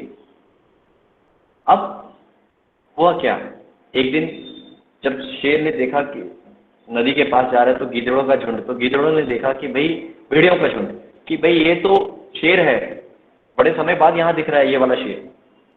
उन्होंने कहा कि ये हमारा शिकार ना कर दे। तो उन्होंने कहा काफी दिन से इसको देखता आ रहा हूँ, एक गीदड़ बोला या एक भेड़िया बोला, जो भी एक झुंड था, काफी दिनों से इसको देखता आ रहा हूँ, ये कुछ नहीं कर रहे। करना होता तो मैं उसके पास से उस दिन निकला, मेरे पीछे नहीं आया, सिर्फ दहाड़ के निकल गया, सिर्फ मिस कॉल देख के निकल गया। तो वहां उन्होंने कोशिश करी, उन्होंने कहा मैं क्यों ना हम मिलकर इसका शिकार करें। तो एक विवेक ख्याति बुजुर्ग थे, उन्होंने कहा शेर है वो, उसका शिकार। उन्होंने कहा नहीं, एक युवा ने कहा कोशिश करते हैं। सबने मिलकर कोशिश की, बुद्धिजीवी ने भी साथ दिया, सहयोग दिया, उनको बताया किस तरीके से शिकार कर सकते हैं। शेर का बड़े व्यक्ति विशेष का होना बहुत जरूरी है हमारे जीवन में, उनके एक्सपीरियंसेस को अपने जीवन में जरूर अपनाएं, बुजुर्गों को घर से बाहर ना निकालें। वो हमारे वो छत है जिसके बिना धूप, छाँव, बारिश, सब चीज़ें हमारे जीवन में इतनी ज़्यादा मात्रा में हो जाएगी जिसको हम सहन नहीं कर पाएंगे, दुख। तो बुजुर्गों की बात, तो वहाँ एक बुजुर्ग जो गीदड़ था उसने बताया कि इसको किस प्रकार से शिकार किया। सबने मिलकर शिकार किया और शेर को अंतिम में प्राण गंवाने पड़े। क्यों? क्या शेर की शक्ति खत्म हो गई? नहीं, शेर भूल गया था वह शेर है, वह शिकार कर सकता है, वह राजा है। ऐसे ही, क्योंकि उसको पकी पकाई सारी चीज़ें मिल रही थी। ऐसे ही आज हम अपने बच्चों को, ऐसा नहीं है कि मैं बच्चों की बात करूँ, I have one child, 1.5 year, मेरा 1.5 साल का बेटा है। तो आज हम अपने बच्चों को सारी पकी पकाई चीज़ें, सारी चीज़ें अवेलेबल करा रहे हैं, अच्छे स्कूल कॉलेजेस सारी फैसिलिटीज़ दे रहे हैं। बच्चा बड़ा नहीं होता, अच्छे से अच्छे गैजेट्स दे रहे हैं, उसको तप करने नहीं दे रहे, चाहे वो मनसा हो, वाचिक हो, कर्म हो, तप करने नहीं। उसका इम्यूनिटी, आज हमें देखें हम अंदर बैठ जाते हैं, इम्यूनिटी क्या हो गया? तप नहीं है हमारे जीवन में, अब फिजिकल तप नहीं रह गया उतना। जिंदगी रेल के डब्बे की जैसे हो गई है आज इस लॉकडाउन में, यहाँ से उठे, बाथरूम गए और वापस आ गए, तप कहाँ रह गए? तपना जरूरी है, सिर्फ फिजिकल नहीं, मनसा वाचा कर्मा, तपिए। सूरज की तरह हर कोई चमकना चाहता है, हर कोई चाहता है नाम हो, परंतु तपना कोई नहीं चाहता है। तो तप यहाँ बात की गई। फिर आता है स्वाध्याय, स्वयं का अध्ययन, मैं कौन हूँ, उसके लिए शास्त्रों का अध्ययन, ध्यान करना, अपने आप को जानना, प्रैक्टिस करना, श्रवण मनन निधिध्यासन की बात की जाती है यहाँ भी। और अंतिम आता है ईश्वर प्रणिधान, समर्पण, अपने आप को समर्पित करना। तो यहाँ भी एक अंतिम स्टोरी, क्षमा चाहेंगे, परंतु अंतिम स्टोरी कोशिश करते हैं 1 मिनट में समाप्त सुना पाए। ईश्वर प्रणिधान सबसे ज्यादा उच्च माना गया है, ईश्वर के प्रति समर्पित होना। आज जब हम भक्ति कर रहे हैं, पतंजलि योग सूत्र में महर्षि पतंजलि जी के माध्यम में एक सूत्र में उन्होंने बताया कि ईश्वर प्रणिधान जो है सबसे हाईएस्ट स्टेट ऑफ भक्ति है। तो वहाँ भक्ति की जानकारी, वहाँ उस ईश्वर प्रणिधान की जानकारी होनी चाहिए। एक नारी थी, मैं किसी, ऐसा नहीं है कि नारी थी, एक नर भी हो सकता है, किसी को अलग टिप्पणी नहीं कर रहा हूँ। तो एक नारी जो हरि की भक्ति करती थी, विष्णु की भक्ति करती थी, किसी भगवान के समर्थन में नहीं, किसी धर्म के समर्थन में, पर चोरी है, सुनिए जरूर, उस एग्जाम्पल को जीवन में उतारिए। तो वह नारी ने, म्यूट कर लीजिएगा ब्रह्मा जी। तो नारी ने हर कर्म करने से पूर्व अपने ईश्वर को याद करना, हरि तुझको समर्पित, हरि तुझको समर्पित। जो भी कर रहे हैं, यदि पानी भी ग्रहण कर रहे हैं, जल भी ग्रहण कर रहे हैं, तो हरि तुझको समर्पित, आहार हरि तुझको समर्पित। जब कोई फल आते हैं, आहार हमारे घरों में भी होता है, भोग लगाया जाता है, हरि तुझको समर्पित। कुछ भी ग्रहण करना, स्नान करना, तो हरि तुझको समर्पित। तो ऐसे ही एक दिन उन्होंने, जो सफाई वाले कर्मचारी हमारे यहाँ आते हैं, कूड़ा लेने, जिसको हम कूड़े वाला कहते हैं, बट दैट इज सफाई वाला कर्मचारी, तो हम कूड़ा डालते वक्त उस लेडी ने कहा कि हरि तुझको समर्पित। नारद जी, जो कहीं ना कहीं जल्दी ही अग्रेसिव होते थे, जिनके एक नारद भक्ति सूत्र में उनका बहुत अच्छा वर्णन किया गया है, तो वहाँ नारद जी ने उस भूलोक में आके, धरती लोक में आके नारी को कहा, तुम कूड़ा भी भक्ति के भाव से हरि को दे रही हो। वहाँ थोड़ा संवाद बढ़ गया, विवाद हो गया। नारद जी ने थोड़ा सा पनिशमेंट के रूप में एक हल्का सा, ये नहीं कह रहे नारी को, उस नर को मान लीजिए, हमें मान लीजिए, हमने कहा, तो वहाँ उनको एक दंड दे दिया। जानते हैं, दंड देने के बाद जब भूलोक से वहाँ विष्णु लोक पहुंचे, हरि लोक, तो वहाँ उन्होंने हरि को बताया कि ऐसा ऐसा आपके पृथ्वी पे ऐसे ऐसे भक्त हैं जो ऐसा कुछ भी कर रहे हैं। तो उन्होंने कहा कि आप जानते हैं इतना कुछ हो रहा है धरती पर, और आप अपनी साधना में ऐसे लोगों की आपने उत्पत्ति की है। नारद, मतलब हे विष्णु, हे हरि, थोड़ा सा जागिए अपनी साधना से, ध्यान से। जब वो हटे तो देखा, उन्होंने हाथ उठाया तो 5 उंगलियां छपी हुई थी। उन्होंने कहा ये क्या हुआ प्रभु, आपको ये कैसे उंगलियां छपी, आपके मुख पे ये निशान कैसे? उन्होंने कहा आपने ही तो दिए। हरि ने कहा, भगवान हरि, आपने ही तो दिए हैं, मैंने दिए। कहा जब आपने उस नारी को दंड दिया तो उसने पता है किस भक्ति भाव से क्या कहा, ईश्वर प्रणिधान भाव से क्या कहा, हरि तुझको समर्पित। तो वह दिख रहा है, यानी इतनी भक्ति भाव। सिर्फ मन से कर ले, मतलब इशारे से कर लेना, कार्मिक रूप से करना, मन ना जोड़ना भक्ति में नहीं। तो ईश्वर प्रणिधान, वह साधना, मनसा वाचा कर्मा। तो यम और नियम ये थे, अहिंसा, सत्य, अस्त्य, ब्रह्मचर्य, अपरिग्रह, और फिर बात आती है शौच, संतोष, तप, स्वाध्याय और ईश्वर प्रणिधान। फिर आता है आसन। महर्षि पतंजलि ने 3 सूत्रार्थ में आसन को समेटा है। स्थिर सुखम आसन, जिस आसन में आप बैठ पाए लंबे समय तक, वह आसन है। और आप जिसमें सोते हैं वह भी एक आसन है, 6 घंटे 8 घंटे, पर वो स्थिर नहीं हुआ। आप मूवी देखने जाते हैं, 2-2.5 घंटे बैठ जाते हैं, लंबे लॉन्ग रूटिंग में ट्रेवल कर रहे हैं, 2-2.5 घंटे बैठे हैं बिना हिले, वो स्थिर नहीं हुआ, क्योंकि सजगता नहीं, अवेयरनेस नहीं, योग वहाँ नहीं जुड़ रहा है। मैंने कहा था ना जुड़ना, योग, तो वहाँ आसन नहीं हुआ। वो आसन, योगासन कब बनेगा? जब स्थिरता होगी, सुख का अनुभव होगा, सजगता होगी। वहाँ स्थिरम सुखम आसन की बात की गई। और आसन में साधना की बात की गई है, प्रयत्न शैथिल्य अनंत समापत्ति ध्यान, एफर्ट को एफर्टलेस करते जाना। अगर मैं ये आसन भी कर रहा हूँ, अगर मैं फिजिकल एक्सरसाइज की बात करता हूँ, फिजिकल एक्सपेक्ट की बात करता हूँ, अगर मैं एक आसन, ये स्थिति में स्थिर होना चाहता हूँ तो यहाँ मेरे जो एफर्ट्स लग रहे हैं उसको एफर्टलेस करता जाऊँ, इंटरनली ट्यूनिंग करता जाऊँ। जैसे किसी एफएम को सुनने के लिए, किसी रेडियो स्टेशन को सुनने के लिए ट्यूनिंग करते हैं, फ्रिक्वेंसी कैच करने के लिए, alignment, X axis Y axis, इस तरीके से अपनी ट्यूनिंग की जाती है, आसन में स्थिरता लाई जाती है। एफर्ट को एफर्टलेस किया लंबे समय तक साधना में। जैसे भागीरथ जी रुके थे, जैसे महात्मा बुद्ध रुके थे। भागीरथ जी रुके थे माँ गंगे को धरती पे लाने के लिए, एक ही आसन में, वृक्ष आसन में स्थिर हो गए, एफर्ट को एफर्टलेस कर दिया। आज वृक्ष आसन लोग संतुलन 30 सेकंड, 40 सेकंड, 1 मिनट बना लिया, तो मैं का भाव जा जाता है कि मैंने 2 मिनट 5 मिनट वृक्ष आसन कर लिया। I can do the head stand, hand stand,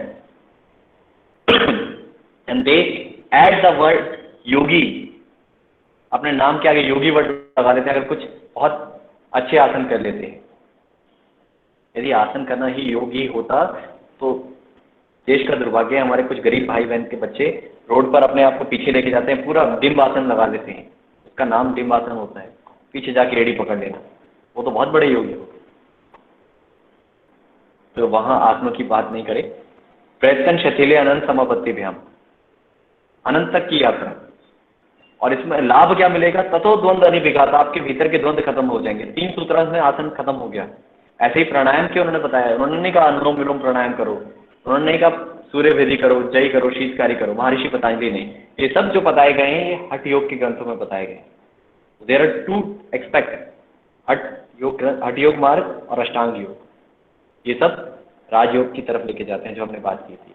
तो वहाँ जो बात हो रही है प्राणायाम, वहाँ 4 प्रकार के जो एक सूत्रार्थ में बात की गई, बाह्य वृत्ति, अभ्यांतर वृत्ति, स्तंभ वृत्ति, बाह्य अभ्यांतर विशेष वृत्ति, यानी श्वास को बाहर छोड़ के रोक देना, भीतर भर के रोक लेना, भीतर ले लेना, बाहर छोड़ना, एक्सलेशन, इनहेलेशन, रिटेंशन, और ना आप ले रहे ना छोड़ रहे, अपने आप रुक जाना, एक ऐसी अवस्था आना जिसे केवल कुंभक भी कहा गया है हठ योग में। तो कुछ इस तरीके से प्राणायाम की चर्चा की गई। वहाँ नाम नहीं बताए, वहाँ साधना करने का मार्ग दिखाया है। वो मोती हैं, और मोतियों में छोटा मोती होता है, चमक ज़्यादा होती है। कम में बहुत बड़ी बात की, गागर में सागर की बात की। एक सूत्र में एक पंक्ति लिख दी महर्षि पतंजलि जी ने, पतंजलि योग सूत्र में, बस जितना आप उसका एक्सपीरियंस कर सकते हैं वास्ट, उतना आपको मिलेगा। You can attain the samadhi in the shirshasana, you can attain anything, but उसको उस पथ पे चल के पाए तो। प्राणायाम आखिरी, जो बाह्य रंग योग का आखिरी है, प्रत्याहार, control of senses, withdrawal of senses, इंद्रियों का नियंत्रण। और मुख्य इंद्रियों की बात करूं तो आपकी आंखें, कर्ण और नासिका। ध्यान में जब हम बैठते हैं, सब लोग जब मेडिटेशन करते हैं तो आंखें बंद कर लेते हैं, स्थिरता ले आते हैं, चाहे चेयर का सपोर्ट करें, चाहे आजकल बहुत सारे ब्लॉक्स आ गए हैं, बहुत सारी कंफर्टेबल प्रॉप्स आ गए हैं जिसको हम प्रयोग में लाते हैं। स्किन स्टेबल हो गई, बॉडी स्टेबल हो गई। शुद्धिकरण में तो स्किन की बात की गई है कठोपनिषद में, कि जहाँ सबसे पहले स्किन को, यानी आपके चर्म को, आपके शरीर को, भौतिक शरीर को साधा जाए, जहाँ उष्ण और कोल्ड यानी गर्मी और सर्दी का प्रभाव, एक अत्यधिक टेम्परेचर मान लीजिए -10 और +50 आपकी बॉडी को प्रभाव न डाले। अगर इतना आपने अपनी बॉडी को तैयार कर लिया तब आप पात्र हैं आगे करने के, ऐसी बात की गई है। जहाँ गर्मी और सर्दी का प्रभाव नहीं पड़ता तब फिजिकल बॉडी तैयार है साधना की।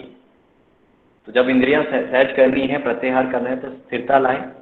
उसके बाद कानों की, आंखों की, नासिका की, जीवा का, इन इंद्रियों का संग्रह, कंट्रोल। इसके लिए साधना है प्रत्याहार करने के लिए। योग निद्रा भी बहुत प्रचलित है, बिहार स्कूल ऑफ योग की एक परंपरा। ये थे बाह्यरंग योग। अंतरंग योग, धारणा, ध्यान, समाधि। अंतिम 30 सेकंड आपको कुछ ड्रॉ करके दिखाना चाह रहे हैं, आशा करेंगे आप तक दिख जाए।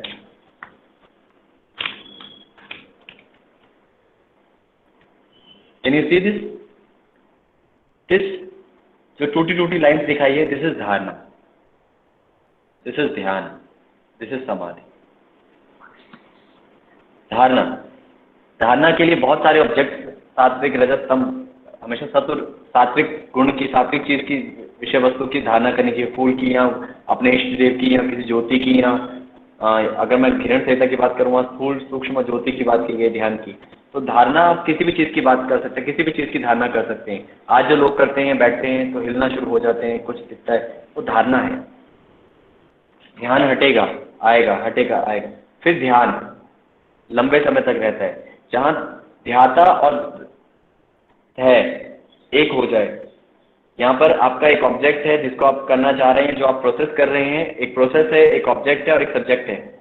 यहाँ प्रोसेस है, सब्जेक्ट और ऑब्जेक्ट में से मर्ज होना शुरू हो गया। यहाँ सारी चीज़ें खत्म हो गई, एक हो गया समाधि। समझाने के लिए छोटा सा प्रयोग किया, परंतु बहुत बड़ा विषय है, बहुत बड़ी साधना है, धारणा, ध्यान, समाधि। तो ये अंतरंग योग है। इन सबको लेकर अष्टांग योग पूरा होता है। तो इस तरीके से महर्षि पतंजलि ने साधना बताई है, साधना पाद में। और तीसरा विभूति पाद, जहाँ पर सिद्धियों की बात की गई है, इनका फल मिलने की बात की गई है। जब आप तप करते हैं, ये सारी प्रैक्टिसेस करते हैं, तो आपकी सिद्धियाँ मिलती है। अष्ट सिद्धि की बात की गई है, ब्रह्मांड को जानने की बात की गई है, सूरज तारे को जानने की बात की है, अपने आप को अलग अलग स्तर पर बताया गया है, विभूति पाद। और अंतिम कैवल्य पाद, हायर स्टेट। अभी तक जो 3 आपने अध्याय पढ़े, यानी first semester, second semester, third semester, final semester के लिए ऐसे ही, या पहले फर्स्ट जो एग्जामिनेशन होते हैं स्कूल्स में, तो वो फाइनल के लिए तैयारी होती है। ऐसे ही ये जो सारी तैयारी है केवल्य को बताने के लिए, केवल्य सीधे नहीं बताया जा सकता, ये मार्ग बताने पड़े, इसके ऊपर चलना पड़े। तो 195 सूत्रास में, 4 पादास में, समाधि, साधना, विभूति, केवल्य पाद में महर्षि पतंजलि जी ने पतंजलि योग सूत्र में ये बताया है, जिसमें अष्टांग योग पर बहुत ज़्यादा विषय आज प्रभाव डाला गया, और जिसके माध्यम से राजयोग को छुआ जा सकता है। स्कूल्स ऑफ योग जो हमने बात करी, ज्ञान योग, भक्ति योग, कर्म योग, राजयोग, तो ये हमारा आज का विषय था। थोड़ा सा हमने बताने की कोशिश करी आपको। और यदि अंजुम जी प्रश्न तो लेते ही रहते हैं, अगर 3 मिनट हैं तो हम कुछ एक योग की कल एक बच्चे ने भी, या कल किसी ने, एक महिला जो थी जिन्होंने एक पूछा था कि योग कब करेंगे। श्योर हमारे श्योर। गुरुजी रहे हैं जिन्होंने कल लेक्चर लिया, गिरीश शाह। हम सकारात्मक रूप से उनके दर्शन कभी नहीं कर पाए। जिस परंपरा से हम जुड़े हैं, स्वामी धीरेन्द्र ब्रह्मचारी जी की परंपरा से, तो उनकी परंपरा के ही वो विद्यार्थी रहे हैं। तो उन्होंने भी कहा था कि योग हर वक्त है। किसी ने पूछा था योग कब करेंगे, तो ऐसे ही आज मैं, कोई पूछे इससे पूर्व, सिर्फ आप लोग के 3 मिनट, 11:17 हुए, 11:20, तो अपने आप को सीधा किसी भी स्थिति में बैठ जाएं। आप में से कुछ लोग चाहें तो अपनी वीडियो ऑन कर सकते हैं, माइक म्यूट रखिएगा, जिससे मुझे दिख जाए कि हाँ आप कर रहे हैं। अक्सर क्या होता है वेबिनार्स में, लोग साथ साथ में कुछ काम कर रहे होते हैं, सत्य है, सबको हंसी भी आई होगी। ठीक है, तो अपने शरीर को स्थिर करें। हम सिर्फ 10 सेकंड का समय देंगे, आसपास की आवाज़ बंद कर दें। जी, अपने आप को स्थिर करें।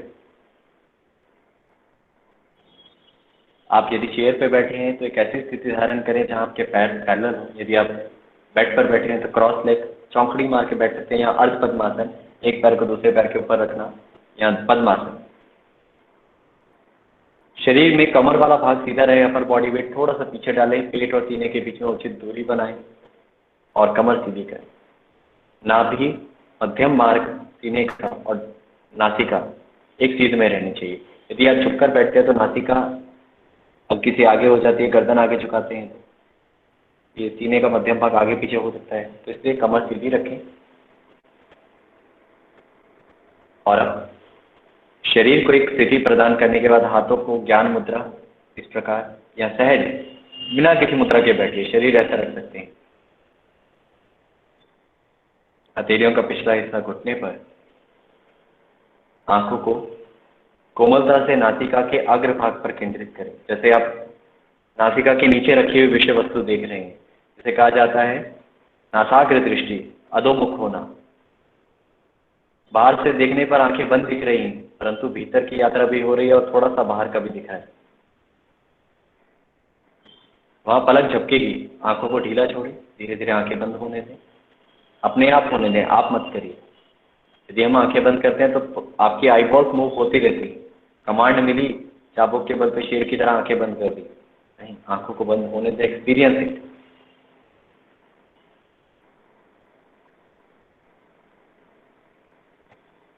पुनः एक बार कमर को जांचें।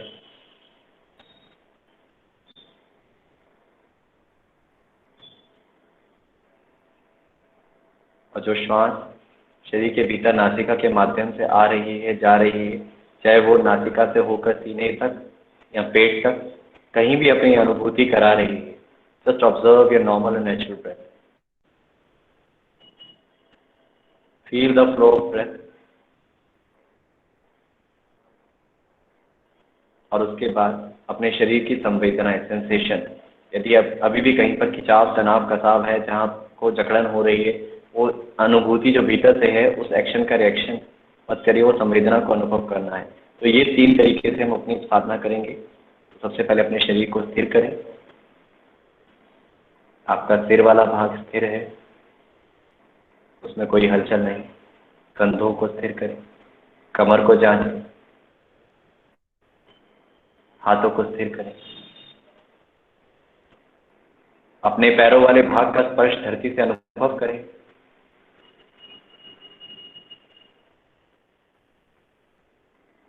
शरीर का आकार, भौतिक शरीर का अनुभव करने के बाद अपने भीतर आने और जाने वाली श्वास का अनुभव। पूरे दिन में 21,600 श्वास आकर चली जाती है, सजगता नहीं हो पाती। और श्वास की एक खासियत है, जब देखते हैं तो कुछ क्षण में उसमें बदलाव आता है। देख जाए,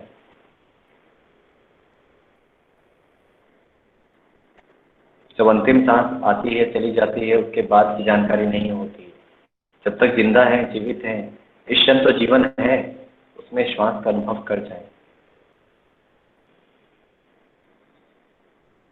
विचारों के लिए तो बाकी बचा हुआ जीवन भी है, बट इस क्षण जो श्वास है, तो श्वास का आनापान, आने और जाने वाली श्वास का अनुभव।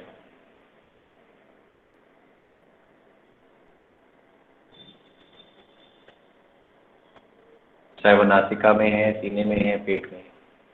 अपनी अनुभूति जहाँ भी करा रही है, अनुभव करें।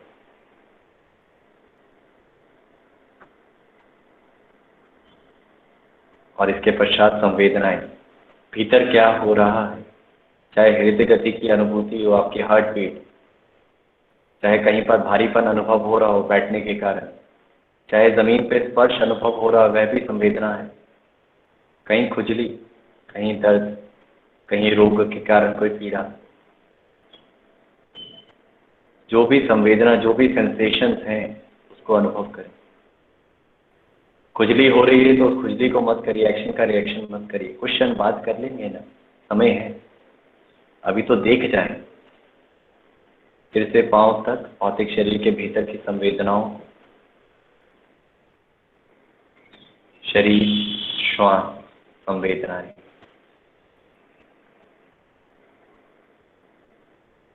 और भीतर यदि विचार भी आ रहे हैं तो वह एक संवेदनाओं को प्रकट कर रहे हैं।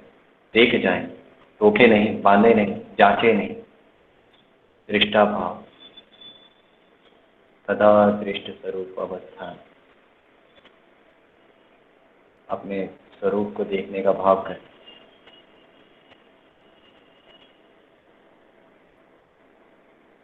धीरे धीरे संवेदनाओं से वापस श्वास पर आए, हिलिए मत, संवेदनाओं से श्वास पर आए। श्वास कैसी हो गई, क्या श्वास की गति में कुछ परिवर्तन आया है? यदि हाँ, तो मात्र 1 या 2 मिनट के अभ्यास से परिवर्तन आ सकता है। तो यदि कुछ क्षण अपने जीवन में रोज निकालें, कितना बड़ा कार्य हो सकता है। मन और श्वास पर, हमने कहा था प्राणमय कोश, मनोमय कोश। धीरे धीरे श्वास से भौतिक शरीर पर आए। क्या इतने ही क्षण में कमर झुक गई है? क्या चेहरे की मांसपेशियों में कसाव आ गया है, या मुस्कान आ गई, या शरीर में और कोई बदलाव आया है? एक बार पुनः गहरा सांस लें और धीरे धीरे सांस बाहर करें। फिर पुनः गहरा श्वास लें। श्वास गहरा सिर्फ सीने में नहीं लिया जाता है, नीचे से भरा जाता है, जैसे एक बर्तन भरते हैं। इसके लिए सेक्शनल ब्रीदिंग जरूर सीखेगा अपने किसी योग अभ्यासी से। पेट, सीना, कंधे की सांस, धीरे धीरे सांस बाहर करें। और अब धीरे से अपने स्थान पर ही दोनों हाथ नमस्कार मुद्रा में, शांति मंत्र, शांति भाव से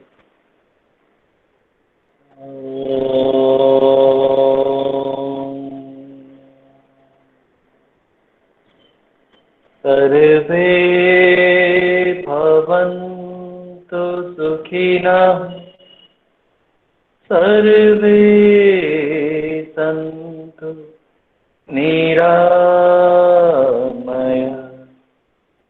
सर्वे भद्राणि पश्यन्तु, मा कश्चित् दुःखभाग् भवेत्, मा कश्चित् दुःखभाग् भवेत्। ॐ शान्ति शांति शांति। आदि भौतिक, आदि दैविक, आध्यात्मिक दुखों को दूर कर पाए, तापों को दूर कर पाए, इसी भाव से शांति शब्द का जाप 3 बार होता है। और सभी अच्छा देखें, सभी सुखी रहें, सभी निरोगी रहें, किसी प्रकार का कोई रोग उनके जीवन में ना रहे, इसी भाव से हमने मंत्र उच्चारण किया। समय लेते हुए अपनी हथेलियों को बिना रगड़े आंखों पर रखें और हथेलियों के गड्ढे वाले कर्मनुमा आकृति का, उसके बीच की ऊर्जा को, ऊष्मा को अनुभूति करें आंखों पर, और वहीं धीरे धीरे अपनी आंखें खोलें। कहा था ना, योग में बहना होता है, और बहते बहते हम 11:26 पे ले आए 11 बजे के समय को। क्षमा।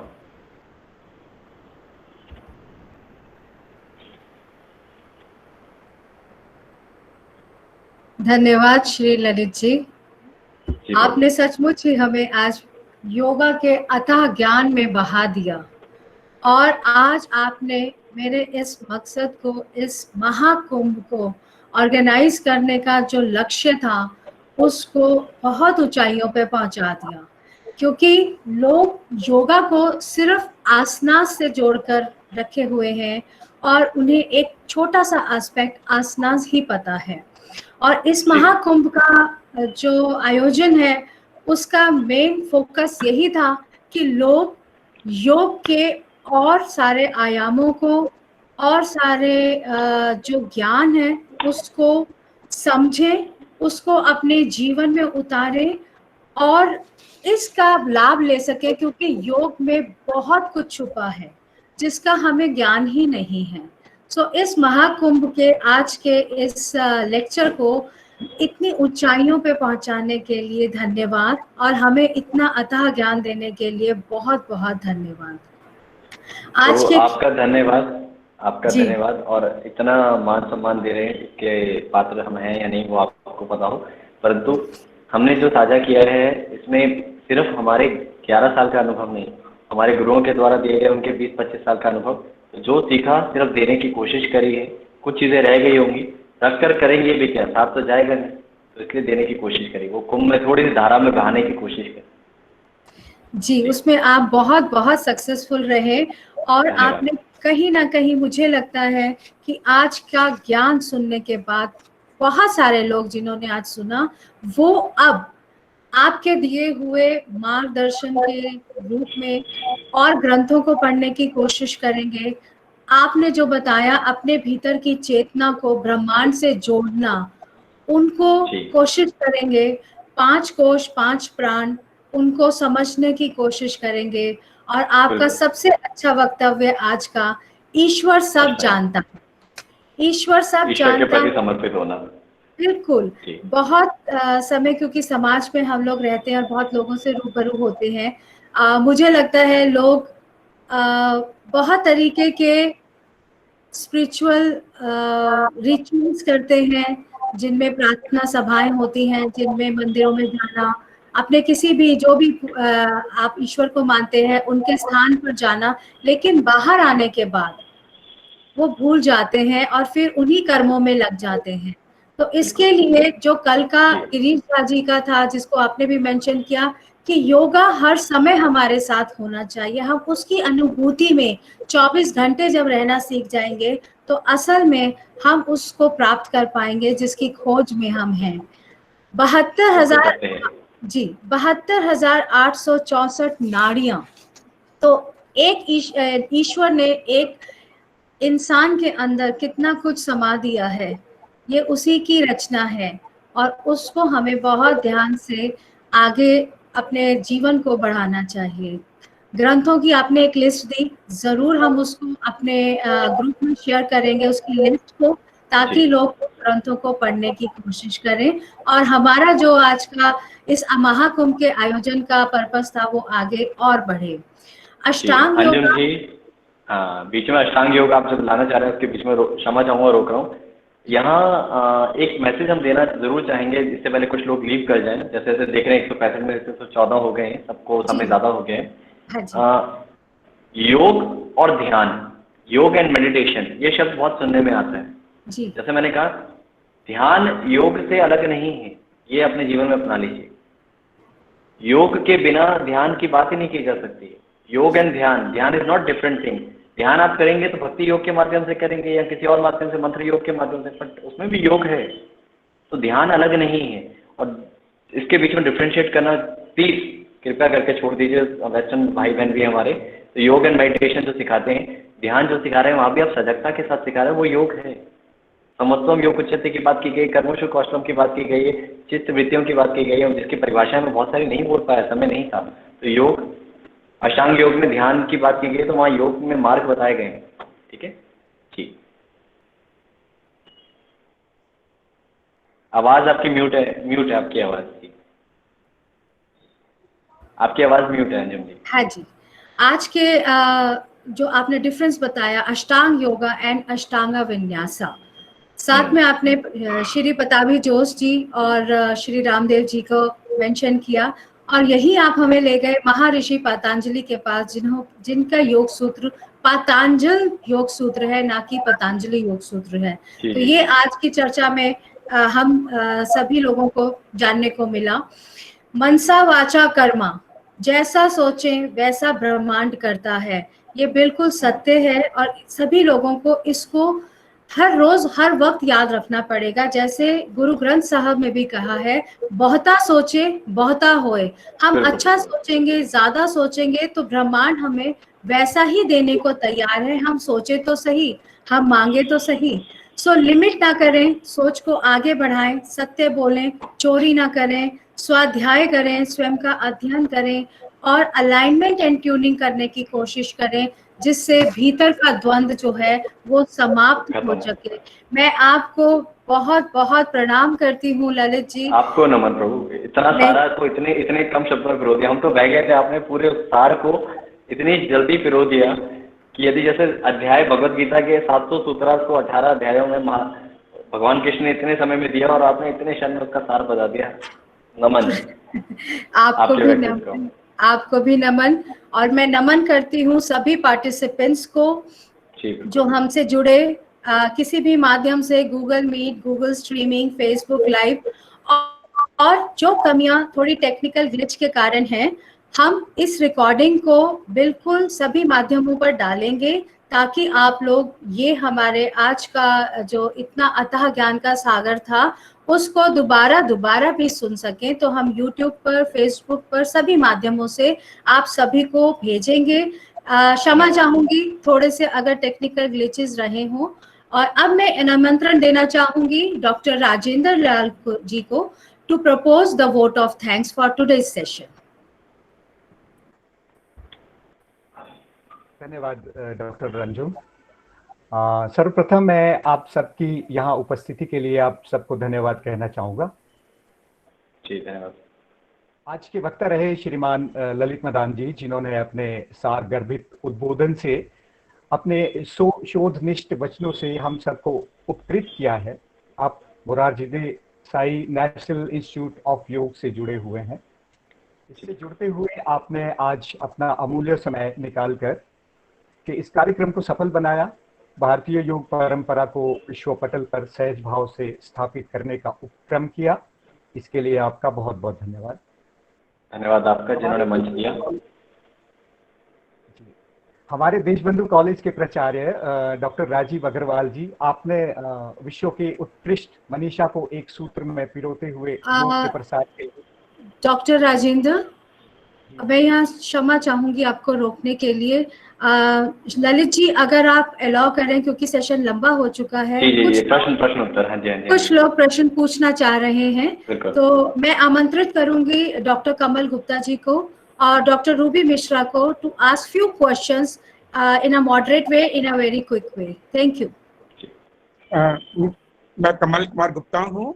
नमन, अभिनंदन, आभार ललित मदान जी। ये रोम रोम पुलकित हो गया है आपकी ये बात सुनकर।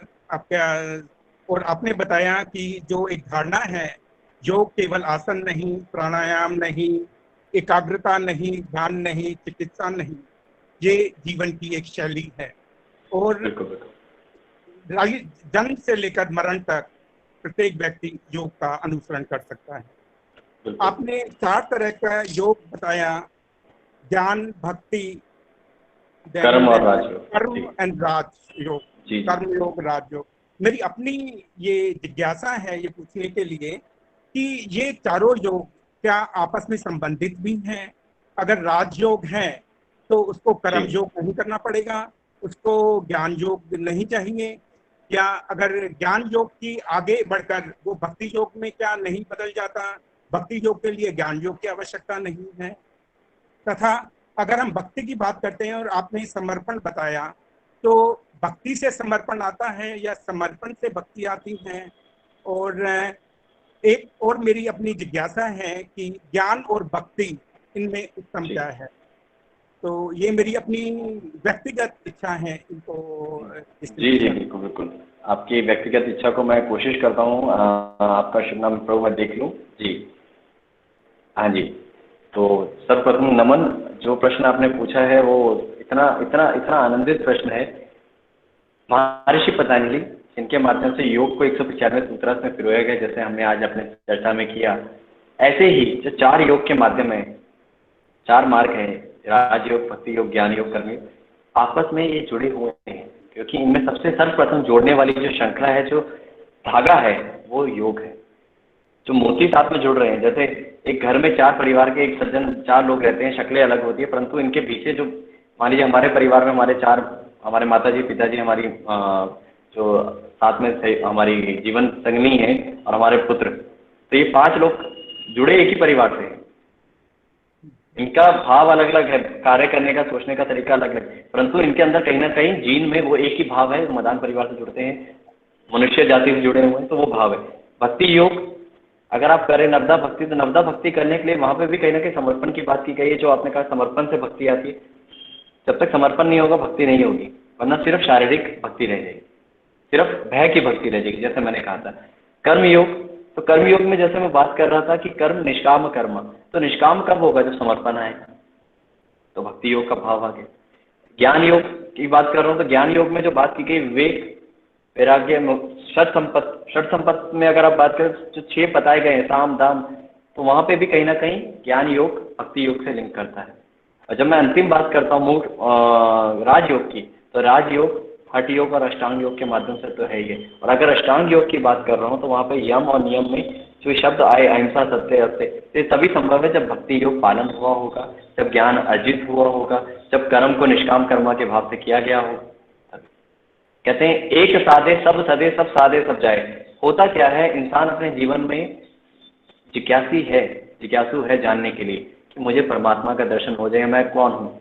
तो वो इस पथ पे चलना शुरू हुआ, इस मंजिल तक जाने के लिए ये पथ अपनाया। आगे गड्ढा मिला, आगे मार्ग कठिन मिला, तो वापस आ गया। किसी ने कहा मैं दूसरे गुरु के पास, मैं किसी गुरु के निंदा नहीं करता हूँ, उनके मार्ग से फिर यहाँ से फिर हुआ क्या, मंजिल तक नहीं पहुंच पाए।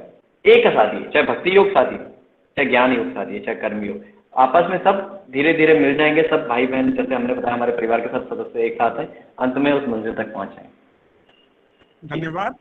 मेरा एक प्रश्न और है, मेरी जिज्ञासा है ये पता करने के लिए, योगा जैसे आपने बताया कि शारीरिक, मानसिक और आत्मिक स्वास्थ्य के लिए अति आवश्यक जीवन की शैली है। इसमें आपने संस्कार, अष्टांग योग में संस्कार के विषय में बताया है, तो संस्कार का क्या प्रारब्ध से भी कोई रिलेशनशिप है? क्योंकि एक परिवार में कई बच्चे होते हैं, जैसे दुर्योधन और युधिष्ठिर एक ही परिवार में, एक अन्न और एक ही छत के रहे, तो परंतु उनमें संस्कारों में बहुत ज्यादा विपरीतता थी। तो क्या प्रारब्ध में भी, प्रारब्ध का भी एक रोल महत्व है? महत्व है जी, बिल्कुल बिल्कुल। आप में से जो लोग जुड़े हैं, पूरे विश्व में हर कोई योग कर रहा है। मैंने कहा ना, योग शब्द से परिचित है। तो जो योग फिजिकल लेवल पे करना चाह रहा है उसके लिए वो योग है, जो साधना भाव से करना चाह रहा है उसके लिए वो योग है। जो दर्पण है, मैंने ये भी कहा योग दर्पण है। तो जब बात करते हैं कि और मैं योग में क्यों आया, मेरे परिवार के बाकी जन क्यों नहीं आए? अगर वो आए हैं, उनको, उनके लिए माध्यम चाहे मैं रहा हूँ, मेरे माध्यम से मेरे माता पिता जी कुछ योग का अभ्यास कर रहे होंगे, परंतु मेरे जो बहुत घनिष्ठ मित्र हैं स्कूल टाइम के, वो क्यों नहीं आए? तो यात्रा जब योग में लिखी है तभी आएंगे, और वो कहीं ना कहीं पिछली यात्रा को पूरा करने के लिए। जैसे मैं एग्जांपल दूं, मैं 10th क्लास तक पढ़ा और उसके बाद कुछ कारणवश पढ़ाई छोड़ दी। 15-20 साल मैंने पढ़ाई नहीं की, फिर जिज्ञासा जागी कि मैं पढ़ता हूँ, तो मैं जब पढ़ाई शुरू करूँगा, तो पंकज, आई थिंक पंकज जी आपका नाम है, पंकज जी, उसमें मुझे 10वीं क्लास में ही एडमिशन मिलेगा या 9वीं में मिलेगा, मुझे नर्सरी से शुरू नहीं करना पड़ेगा। तो ऐसे ही जहाँ साधना पीछे छोड़ी है, उसको भोगने के लिए, उसको आगे पूरा करने के लिए हम अपने कर्मास करते हैं, हम जीवन में आते हैं और अपने जीवन में कितना इकट्ठा कर पाते हैं। वही कहा था मैंने कि आहार, निद्रा, भय और मैथुन, इन 4 में ना अटक के साधना एकत्रित करें, इकट्ठा करें। अगर करना है तो साधना करें। ऐसे ही दुर्योधन और उनकी बात करें तो उनके पुराने कर्म, उनके पुराने प्रारब्ध भी है। और जो बात करें, जैसे मैंने कहा कि आहार, वो आहार कैसा ले रहे हैं हम, जैसे मैंने शुरू में मेरे इंट्रोडक्शन में कहा कि मैं स्कूल में भी सिखाता हूँ, तो बच्चों को मैं इस स्तर पे सिखाता हूँ कि हमारे भीतर 2 बुल हैं, 2 सांड हैं जो लड़ रहे हैं, एक अच्छा और एक बुरा। आप जिसको ज्यादा फीड करते हैं वो स्ट्रांग होता है। देवता और दानव, आप किसको देते हैं, आहार कैसा ले रहे हैं। मैं जब यहाँ से मुख से आहार ले रहा हूँ, उस आहार को करते वक्त मेरे आसपास का आभा मंडल कैसा है, तो वो मेरा वैसा ही संस्कार बनेगा। यहाँ से जो मैंने अध्ययन किया है, जो सुना है, एक बार सुनने में संस्कार नहीं, अच्छा लगा हो कोई बात तो भीतर आ गई, बार बार सुनने पर भीतर। जैसे एग्जांपल आपको मैं दूं, एक छोटा सा एग्जांपल, निर्मा, निर्मा। अब आपके मन में पूरी चलनी शुरू हो गई होगी, निर्मा, निर्मा। इतनी बार सुन लिया, वो संस्कार बन गए। आप घर से जहाँ निकलते होंगे, मेट्रो का माध्यम या कोई भी माध्यम साधन प्रयोग करते होंगे अपने गंतव्य तक जाने के लिए, इतने लोगों को देखते होंगे, क्या सबके चेहरे याद हैं? नहीं। उन कुछ व्यक्ति विशेष के चेहरे याद है जिनको आप रोजाना देखते हैं, जिनकी इंद्रियों, आपकी इंद्रिय जिनको ग्रहण करके रिसेप्टर्स अंदर तक पहुंचाते हैं, वो संस्कार बनते हैं। अच्छे और बुरे कोई विचार ऐसे बार बार हम सोचते हैं किसी चीज को, तब वो संस्कार बनते हैं। खाली करने का माध्यम क्या है? अभ्यास और वैराग्य। अपनी साधना करते जाएं और वैराग्य डिअटैच होते हैं। धन्यवाद। तो आज वित्त की आवश्यकता है, जो जहां हम ईर्ष्या, द्वेष, प्रतियोगिता, कंपटीशन इसके रह रहे हैं, तो मात्र योग ही एक ऐसा विकल्प है जिससे हम एक मन की शांति और जीवन का उद्देश्य पा सकते हैं। बिल्कुल बिल्कुल, धन्यवाद धन्यवाद। धन्यवाद ललित, धन्यवाद जी। ये आज ऐसा है कि आज ये जो आपने एक सेशन था इस कराया और हर वक्त योग में बात की, तो प्रश्न बहुत कम आए, अपने आप ही उन प्रश्नों का मुझे लगता है कि उत्तर भी उन्हें अपने आप मिल गया। मेरा भी ये संशय है, ये प्रश्न है वो कि लतिका जी है, मतलब एक लाइन डाली है और ये ऐसा मुझे भी लगा, और इतना अच्छा आपका सेशन रहा कि आपने बहुत सारे आयामों को, मैनी स्ट्रैंड्स टच्ड अपॉन, तो बहुत सारे आयामों को एक मतलब 1 घंटे के सेशन में आपने लिया। तो ऐसा तो वो समय तो ज्यादा ले लिया, क्षमा। नहीं फिर भी इतने सारे हो गए और उसके लिए समय हमारे लिए बहुत कम था। और एक मेरा अपना सवाल है जिसको कहेंगे कि क्या हम बिना गुरु के ये धारणा, ध्यान और समाधि तक पहुंच सकते हैं, या योग के उस समाधि के उस लेवल तक पहुंचने के लिए हमें किसी न किसी गुरु की आवश्यकता होती है? यहाँ मैं महात्मा बुद्ध की बात करूँ तो ज़्यादा अच्छा होगा। महात्मा बुद्ध जो बुद्धिज्म को फॉलो करते हैं उनका मैं बहुत मान करता हूँ, मैं भी कहीं ना कहीं बुद्ध की प्रतिमा। महात्मा बुद्ध ने मरण उपरांत, मरण से पूर्व पहले कहा था, मरण उपरांत नहीं, मरण से पूर्व जब शरीर त्यागा और समाधि को छुआ था कि मेरे जाने के बाद मेरी प्रतिमा मत बनाना। पर आज सबसे ज़्यादा व्यापार महात्मा बुद्ध की प्रतिमा का होता है। ठीक है, महात्मा बुद्ध भी सच की खोज में निकले थे जब उनको पता नहीं था। 18 साल का एक व्यस्क एडल्ट जिसको ये नहीं पता कि बुढ़ापा भी कुछ होता है, बीमारी भी कुछ होती है, मृत्यु भी कुछ होती है, तब वो बुद्ध नहीं थे। कहीं ना कहीं बुद्धू वाला भाव था, जिनको ज्ञान नहीं था। बुद्ध की राह के लिए खोज में निकले, गुरुओं के पास गए, सत्संग में बैठे, अध्ययन किया चीजें, पर कहीं ना कहीं प्यास बाकी थी, भीतर का गुरु जगाना बाकी था।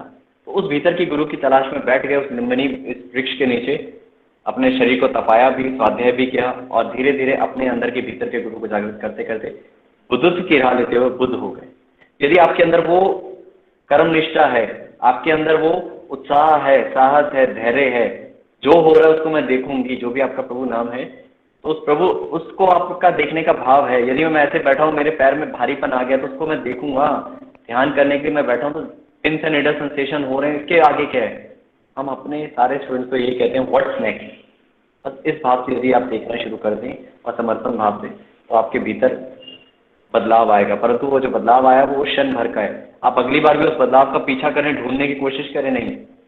आपका आहार कैसा रहा उस समय पे वैसा बदलाव रहा। सात्विक आहार, सात्विक निद्रा, सात्विक विचार, ऐसा ही आपको उस समय आपकी साधना में बदलाव आया। तो आप अगर जीवन में सात्विकता लाते हैं और ऐसे अभ्यास करते रहते हैं तो आपके बदलाव धीरे धीरे बढ़ते जाएंगे। जैसे खुदाई करने पर, यहाँ खुदाई करूँ तो मिट्टी मिलेगी, मिट्टी की खुदाई करने के बाद गार मिलेगा, गार की खुदाई करने पर थोड़ा सा और हो सकता है पानी मिले, और खुदाई करने पर हो सकता है नीचे मेट्रो खड़ी मिल जाए, तो और खुदाई करने पर जितना नीचे जाएंगे, जितना डीप में जाएंगे, आपको उतनी गहराई मिलती जाएगी। बस सही जगह खोदना शुरू करिए और साहस और धैर्य और उत्साह रखिए। जी रूबी जी, आशा करते हैं आपके प्रश्न का उत्तर दे पाए हैं। Moderators, any more questions? और किस, जैसे रूबी जी ने शुरू में कहा कि हमारे प्रश्नों का, कईयों के प्रश्नों का उत्तर मिल ही गया, तो होता क्या है रूबी जी, जैसे एक अगरबत्ती जलती है या धूप बत्ती जलती है और उसके समाप्त होने के बाद उसकी खुशबू का इम्पैक्ट बना रहता है, प्रभाव बना रहता है जलने के बाद भी। ऐसे ही जब इंसान योग को अनुभव करता है ना, चाहे उसने 3 मिनट की अभ्यास किया या इतना सुनने के बाद श्रवण किया, उसको थोड़ा सा भी अनुभव करने की कोशिश करी आप सबने, तो आपके भीतर की कई जिज्ञासा जागती है, परंतु अंदर तृप्ति वाला भाव आ जाता है, संतोष वाला भाव आ जाता है। वो खुशबू का आनंद अभी हो सकता है कईयों को इतना हो रहा हो कि वो अभी बाहर नहीं है, बाद में बहुत सारे प्रश्न उठ जाए। तो आप मेरे को परेशान कर सकते हैं, ललित मदान फेसबुक पे हैं, परंतु 5000 हो चुके हैं, तो आप पेज भी है उस पर आ सकते हैं या अंजुम जी के माध्यम से हमारे साथ जुड़ सकते हैं। धन्यवाद। और कोई प्रश्न है तो पूछ लीजिए। एक आ रहा है, what is the integrate approach of योग? इंटीग्रेट शब्द का अर्थ बता दीजिए प्रभु, थोड़ा उसको और अच्छे से हम बता पाए। अंजुम जी।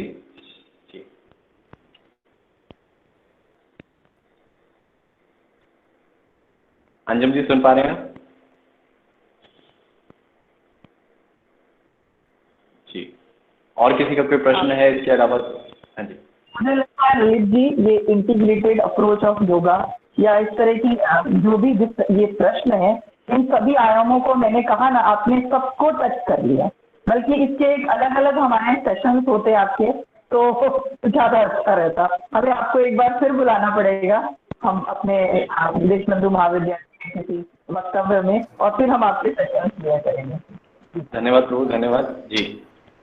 धन्यवाद पंकज जी आपका भी, और अंजुम जी आपका भी बहुत बहुत आभार, और देशबंधु कॉलेज की पूरी टीम को, सभी सहकर्मीगण को नमन और धन्यवाद, जिन्होंने इतना समय दिया, इतना बड़ा मंच दिया हमें, और 1 घंटा 48 मिनट लगभग हमें झेल पाए। धन्यवाद। नहीं, थैंक यू ललित जी। लोगों को मुझे लगता है बिल्कुल समय का आभास भी नहीं हुआ कि हम कहाँ तक बह गए हैं आज इस ज्ञान गंगा में। आई थिंक हाँ जी जी। तो यहाँ पे कुछ जाता नहीं है, ये इसी ब्रह्मांड में सब रह जाता है। जी बिल्कुल सत्य है। बिल्कुल। तो आज का इतना ब्यूटीफुल सेशन हम यहीं स्टॉप करते हैं, और आप लोगों के जो भी क्वेश्चंस हैं, आप लोग प्लीज, हम लोग अभी इसकी सारी रिकॉर्डिंग दोबारा चैट्स वगैरह को हम लोग नोट डाउन करेंगे, और आपकी क्वेरीज को हम ललित जी तक जरूर पहुंचा देंगे, और हम कोशिश करेंगे आपके आंसर्स आप लोगों को मिल जाए। आप जुड़ सकते हैं ललित जी से उनके फेसबुक पे, किसी को भी कोई प्रॉब्लम हो आप मेरे से कांटेक्ट कर सकते हैं, एंड हम सब जो है इस ज्ञान गंगा में जरूर गोते लगाएंगे। ओवर टू डॉक्टर राजेंद्र जी। योगी मत बनिए, योग अभ्यासी बनिए, योग साधक बनिए, सजगता रखिए। योगी बनना बड़ी काम है, वो उसको होने दीजिए जो बन रहे हैं, बट आप सजग रहिए, अवेयर रहिए, समाज के लिए कुछ अच्छा करिए। अंतिम एक छोटा संदेश, एक देह का, एक शरीर का जब जन्म लिया, चाहे वो अंजुम जी के रूप में हो, मेरे रूप में हो, पंकज जी के या रूबी जी के या डॉक्टर राकेश से जो आने वाले, तो दायित्व यही था कि पहले जिस जगह, जिस धरती पे जन्म लिया, उस धरती का, उसके लिए जो आपका कर्तव्य है उसको पूरा किया जाए, जिस मातृ पितृ के माध्यम से लिया उसके लिए, और तीसरा आपके जो परिजन है, जो आपके मित्रगण हैं या परिवार बंधु हैं, उनके लिए, समाज के लिए, और चौथा अपने लिए। पर आज थोड़ा सा उल्टा हो गया, इंसान पहले अपने लिए सोच रहा है, फिर अपने हस्बैंड वाइफ बच्चों के लिए, फिर मातृ पितृ कहीं और, फिर समाज, फिर देश। ऐसा ना हो, तो समाज देश को पहले रखिए। धन्यवाद। बहुत ही ब्यूटीफुल मैसेज आपका कि देश सर्वोपरि है, और हमारे लिए, सबके लिए सबसे पहले अपने देश को आगे रखना हमें आना चाहिए, और उसी के हिसाब से फिर हमारा जीवन अपने आप ही सार्थक हो जाएगा। धन्यवाद ललित जी इतने अच्छे मैसेज के लिए। And over to doctor Rajendra Lal now. जी मैम, धन्यवाद। एक मिनट और लूंगा मैं बस। मैं आप सभी का यहाँ उपस्थिति के लिए आप सबको धन्यवाद करना चाहूँगा। आज के वक्ता श्रीमान ललित मदान जी, आपने सारगर्भित उद्बोधन से, अपने शोधनिष्ठ वचनों से हम सबको उत्कृष्ट किया।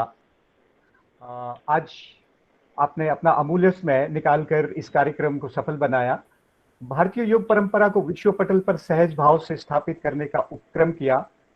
इसके लिए आपका बहुत बहुत धन्यवाद।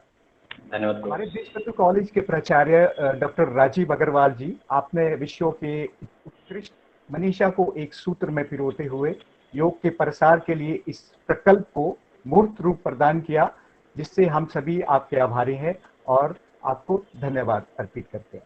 इसके अतिरिक्त हमारे साथ विदेशों से भी कुछ लोग जुड़े हैं इस पर्टिकुलर सेशन के लिए। I would like to thank all आने वाले स्पीकर्स भी हैं, तो I would like to thank all people who have joined us for this particular session for today. इसके अलावा मैं धन्यवाद करता हूँ डॉक्टर के गुप्ता जी का, डॉक्टर रूबी मिश्रा का, जिन्होंने आज लोगों के प्रश्नों को आपके समक्ष रखा। हालांकि ज़्यादा प्रश्न नहीं थे क्योंकि क्लैरिटी बहुत ज़्यादा थी। इसके अलावा मैं धन्यवाद समर्पित करता हूं आदित्य सक्सेना जी को, जो IQAC इस कार्यक्रम के संयोजक हैं और नियमित रूप से अपने तकनीकी सहायता के साथ इस कार्यक्रम को सफल बना रहे हैं। IQAC आपका बहुत बहुत धन्यवाद। इस वेबिनार श्रृंखला में प्रतिभाग कर रहे आप सभी प्रतिभागियों का, फेसबुक लाइव से जुड़े सभी बंधुओं का और तकनीकी सहायता प्रदान कर रहे आप सभी महानुभावों का बहुत बहुत धन्यवाद। नमस्ते। नमस्ते।